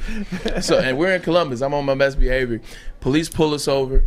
And I'm like, oh my God, this is it. I was like, what are you doing? This is it. I see the Heisman's in the back seat. I'm like, this is just not a good look. And the cop comes up to the car. He's like, oh, what's going on? And the cop wasn't black either, but he was like, what's going on? How you doing? Who you got? Oh man, you got the guy from Michigan, man. I should arrest you for that. I was like, oh, but not the other stuff. I said, no, not the other stuff. So that doesn't happen in Ann Arbor like it does in other schools. Oh my goodness! Yeah. But go ahead, Maz. Hey, I just wanted to tell you the guys I got behind the BYU, the sponsor, It's called Built Bar, and it's at bar_built. It is a protein bar. They call it the best tasting protein bar on the market. Blah, blah, blah, blah, blah. 100% real chocolate, gluten-free. They've only got 3,371 followers, and they're the ones that are sponsoring all 36 Which of means those BYU players. This is a sham. Well, not only that, but you I'm joking. But you talk about, I mean, this is just the first of many. I mean, college football 5 years from now, I mean, you've got, Texas leaving the Big 12 and all this. College football, we're not going to recognize this in 5 years. But let's talk about that in a deeper level. Let's talk about it in a more football sports aspect, and let's get away from the NILs. If you can tell walk-ons, or you can tell guys that were really good football players at their high schools, or guys that were going to go to a D2 school, if you could tell them, hold off, come here to BYU, you won't have to pay tuition because we have a company that'll pay for your tuition. It's almost like having extra scholarships. No doubt. It's almost, I think you have 22 scholarships a semester. A year, yeah. It's almost like, it's like a year. You're adding, well, no, it's like a semester. Yeah, it's like 89. 89. You're right. You're almost adding an additional 32 scholarships a year. So now you're at 112. Like, that's somewhat interesting because now you're. Wow, Braylon, I didn't even think about it from like a sports standpoint. Guys that would go to a D2 or a 1AA school, now you can tell their parents, hey, we're not going to give you one of our scholarships, but we are going to pay your tuition. Your parents might have to come up with some money. These are still great players that you'll be able to recruit. Think of what Alabama's going to do with some stuff like this. Oh, they're going to dominate. And that's genius. The power genius. teams, the Power 5 conferences or the Power 4, whatever's left, they're going to break off. They're going to do their own thing. The NCAA is completely going to be blown up in 3 to 4 years. 3 years, maybe less than 3 years. I did not. I did not consider the point that Braylon Edwards that deal just is made. scary. I think that is, in and of itself. I mean, 32 extra scholarships. Now, do 32 players want to go compete with 80 others? Why not?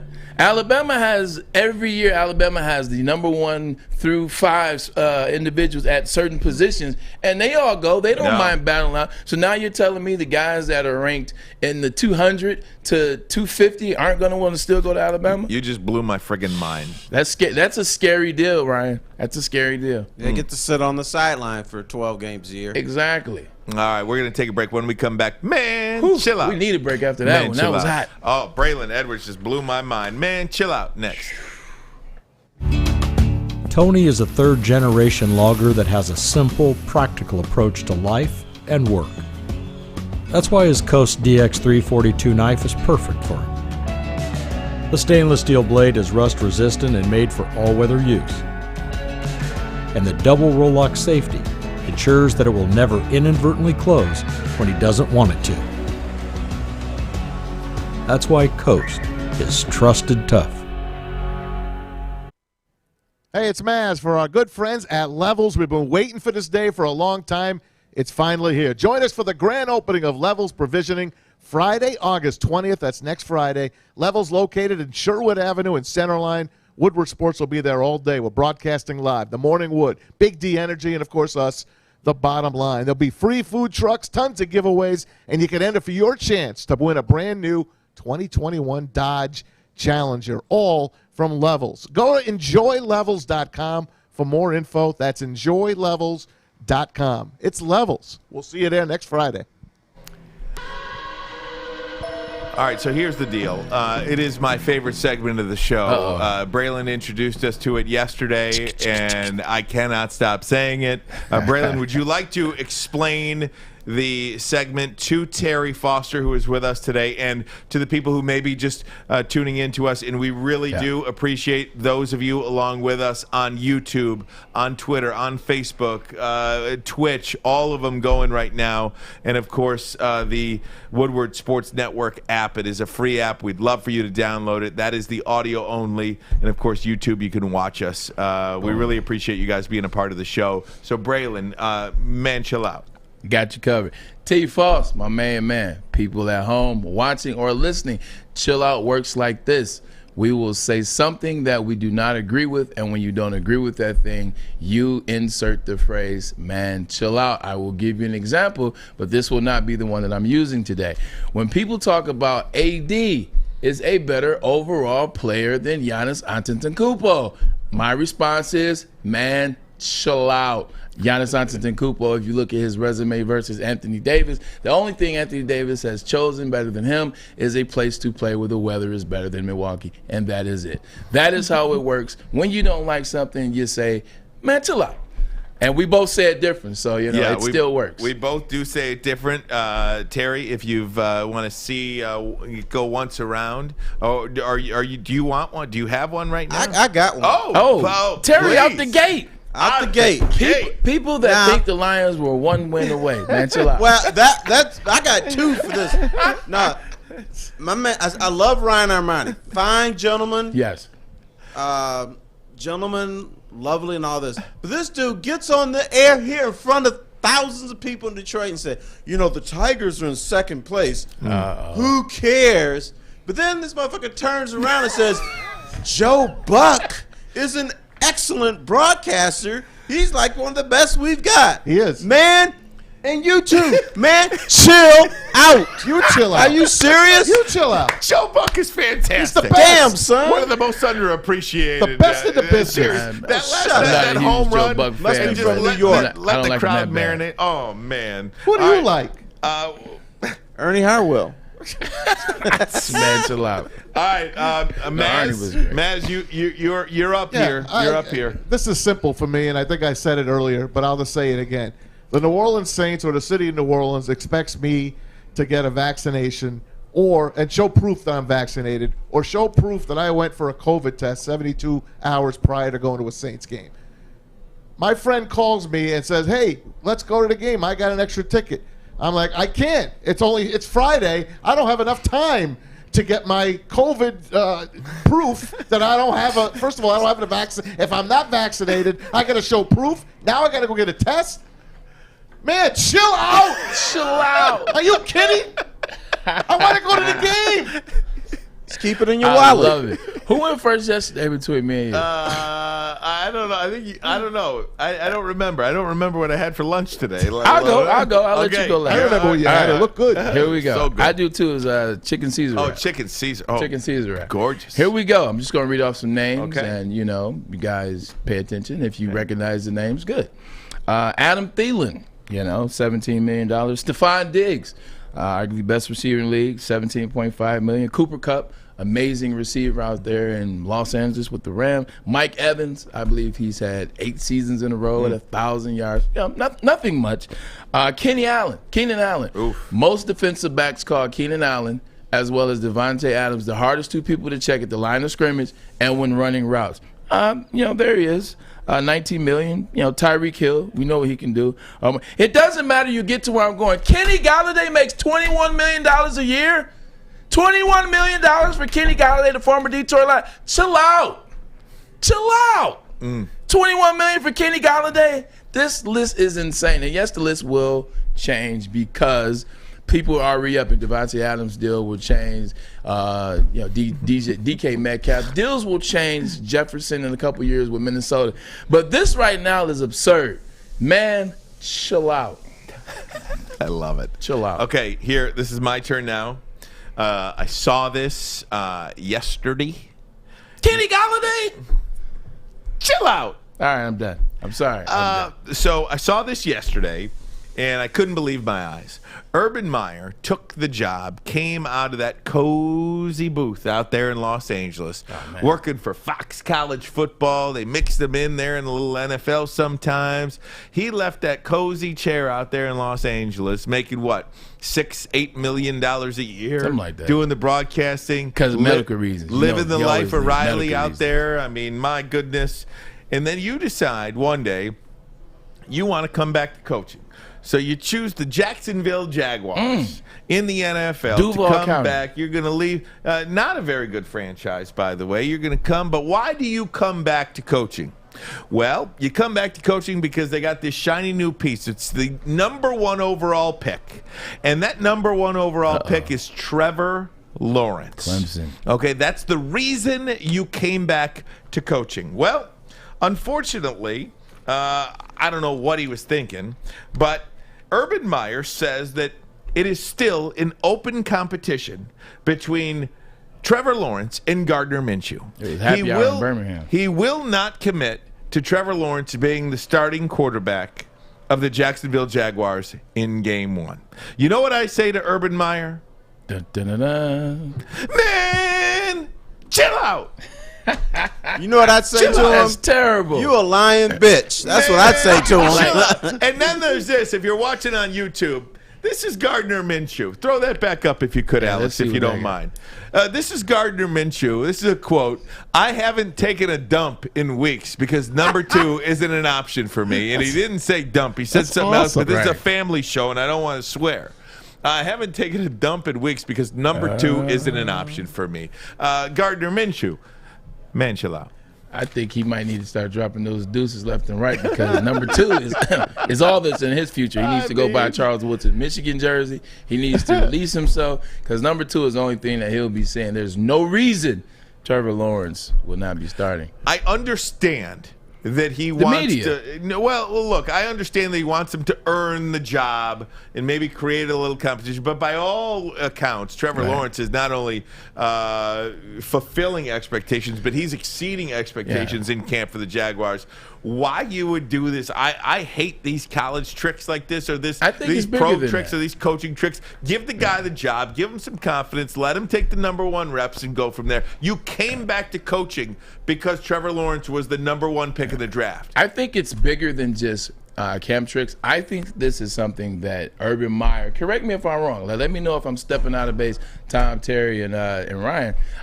I know that they are not allowing anyone to talk to Tim Tebow so that you don't create Tebow mania, and Tebow mania takes over the Jacksonville Jaguars camp. With that being said, I know that Urban's not a guy that plays around with his quarterbacks. Like, Urban has always known and said who the quarterback was going to be at Ohio State, at Florida, at Utah, at Bowling Green. I covered him at Bowling Green. That was my second television job. Oh, wow. That was his first undefeated season. I'm telling you, I think this might be something along the lines of the team and Urban messing with everybody else. Everybody's in on it except the media. I wouldn't be surprised if Urban has already talked to Minshew as well as Trevor. Poor behind guy's closed doors. They're constipated, like, hey, look, Braylon.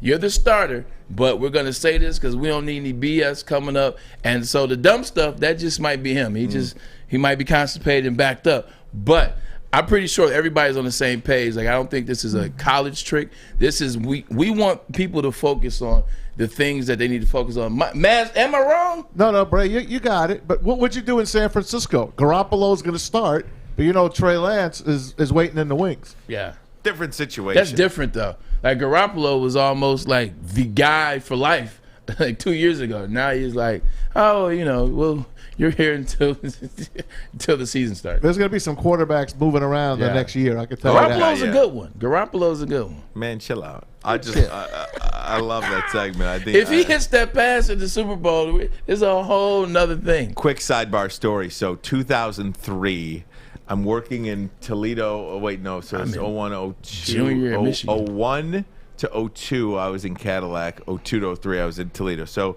my second television job, I'm in Toledo. And we covered, the Mud Hens, which was great. Because all those guys that were on the 06 Tigers were Mud Hens back. Oh, wow. It was awesome. Kind of growing up with this them. guy. Yeah, it was great.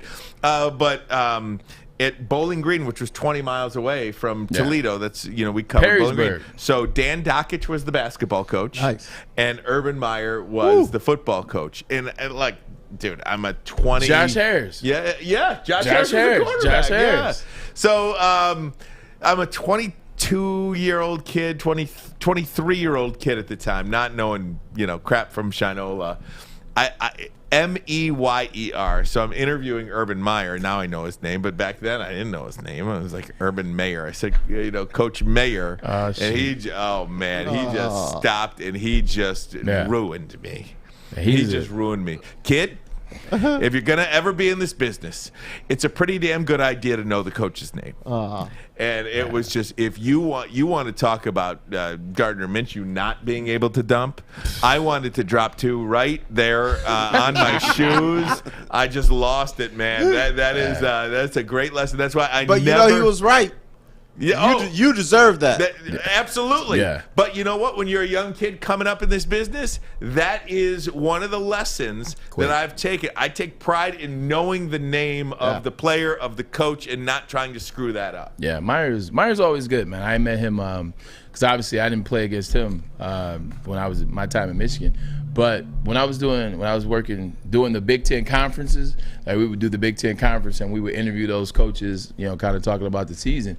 And I interviewed him. You could tell why he had a lot of success because he was always sharp. Like I went to interview Urban just to talk about their season and et cetera. And he's like, yeah, hey Braylon, and he's running my stats out. I'm like, this is about you. This is your interview. So personable, so smooth. I said, I see why these kids get wooed into coming to wherever the heck he's at because he knows how to talk to players. He knows how to talk to people. One of the best in the game, that's for sure. All right, we are going to take a break. When we come back, we're going to do the bottom line is, and we're going to talk to somebody very special. We'll do that next. This is the bottom line. Ermanni and Edwards here on Woodward Sports Network. Welcome to the Call Sam Chopper Shop, where you can win a custom-built chopper while helping our veterans at the same time. Watch as the Bad Pig Custom Team turns this bike into a one-of-a-kind classic chopper. And when it's finished, we'll be donating the bike to Volunteers of America Michigan to raffle off in support of our vets. A great cause to give back to those who've given so much. Watch for Call Sam Chopper Shop episodes on our social media channels and get your raffle ticket today at callsam.com/chopper shop. All right, one of the things that we're trying to do at Woodward Sports Network is we do want to make an impact in the community as well. And one of the things we've done today is we've given away 2 pairs of tickets to families with children facing illnesses to get the kids out and have a little fun. The guys in the midday show, the Big D Energy that we love. We do. We love Big D Energy. Those guys are killing it. Neil Rule, Darren McCarty, Joik Bell, they're killing it over there. Joik! That was funny earlier today. We'll tell that story in a minute. But they gave a pair of tickets away, and we are doing that as well. Let's bring in Molly Pratt. Going to the Lions game tonight. Molly, are you there? Yeah, I'm here. There she is. Hey, Molly. Hey, Molly. One of the things that Terry Foster wanted to know is why we're punishing you for going to the Lions game tonight. They should send you to the Tigers game. See Miggy. What's going on? They must not like you. Molly, if you could just quickly catch us up on your story and just your journey, because it's an inspiring one. Yeah, so when I was a junior in high school, I was actually diagnosed with cancer. And it was not an easy trip. Junior year of high school is known to be like one of the hardest because you're doing all your testing and whatnot, getting into college.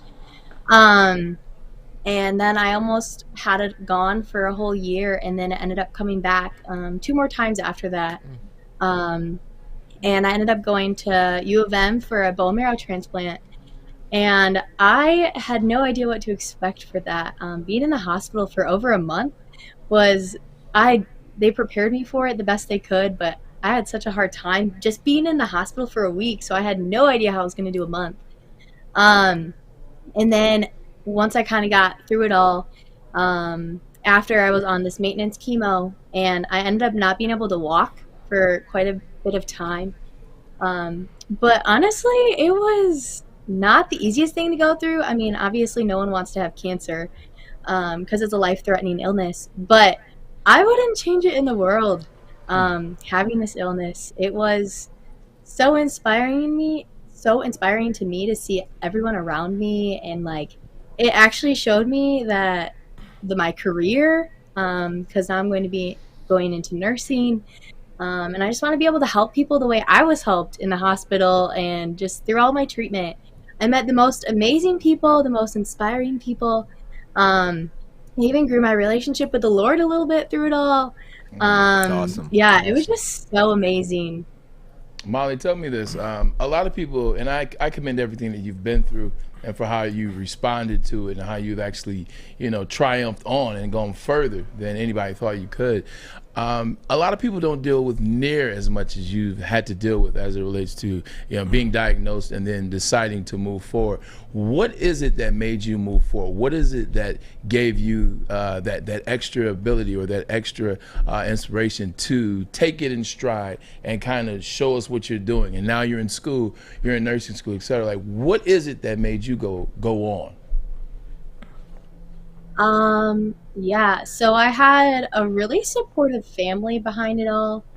And my doctors and my nurses and just like my whole medical team behind it all were so encouraging and so inspiring. Also, I kind of mentioned earlier, just like my relationship with the Lord, I kind of had a feeling that like whatever was going to happen in my life, that I wasn't done. Like my life just wasn't over yet.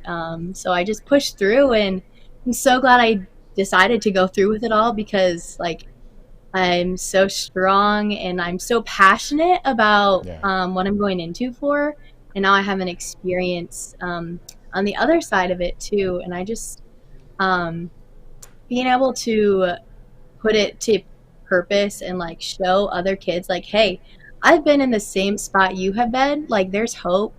Just kind of being able to pass on the hope really got me through my life. I come from a very spiritual family, so my mom would be happy to hear that, man. Trust in the Lord, for He will never forsake you. That is awesome. Molly, I have 3 young daughters at home. One is going to be a freshman in college. I would love for her to sit down and talk with you. What a spirit you have. I can just hear it coming out of. I mean, first of all, I think you have a great radio voice, to be perfectly honest. Great television voice. I think you should be like a TV anchor, a sports anchor, or something. You're going to the Lions game tonight, or at least your family's going. So I hope the Lions could win a game for you. Me too.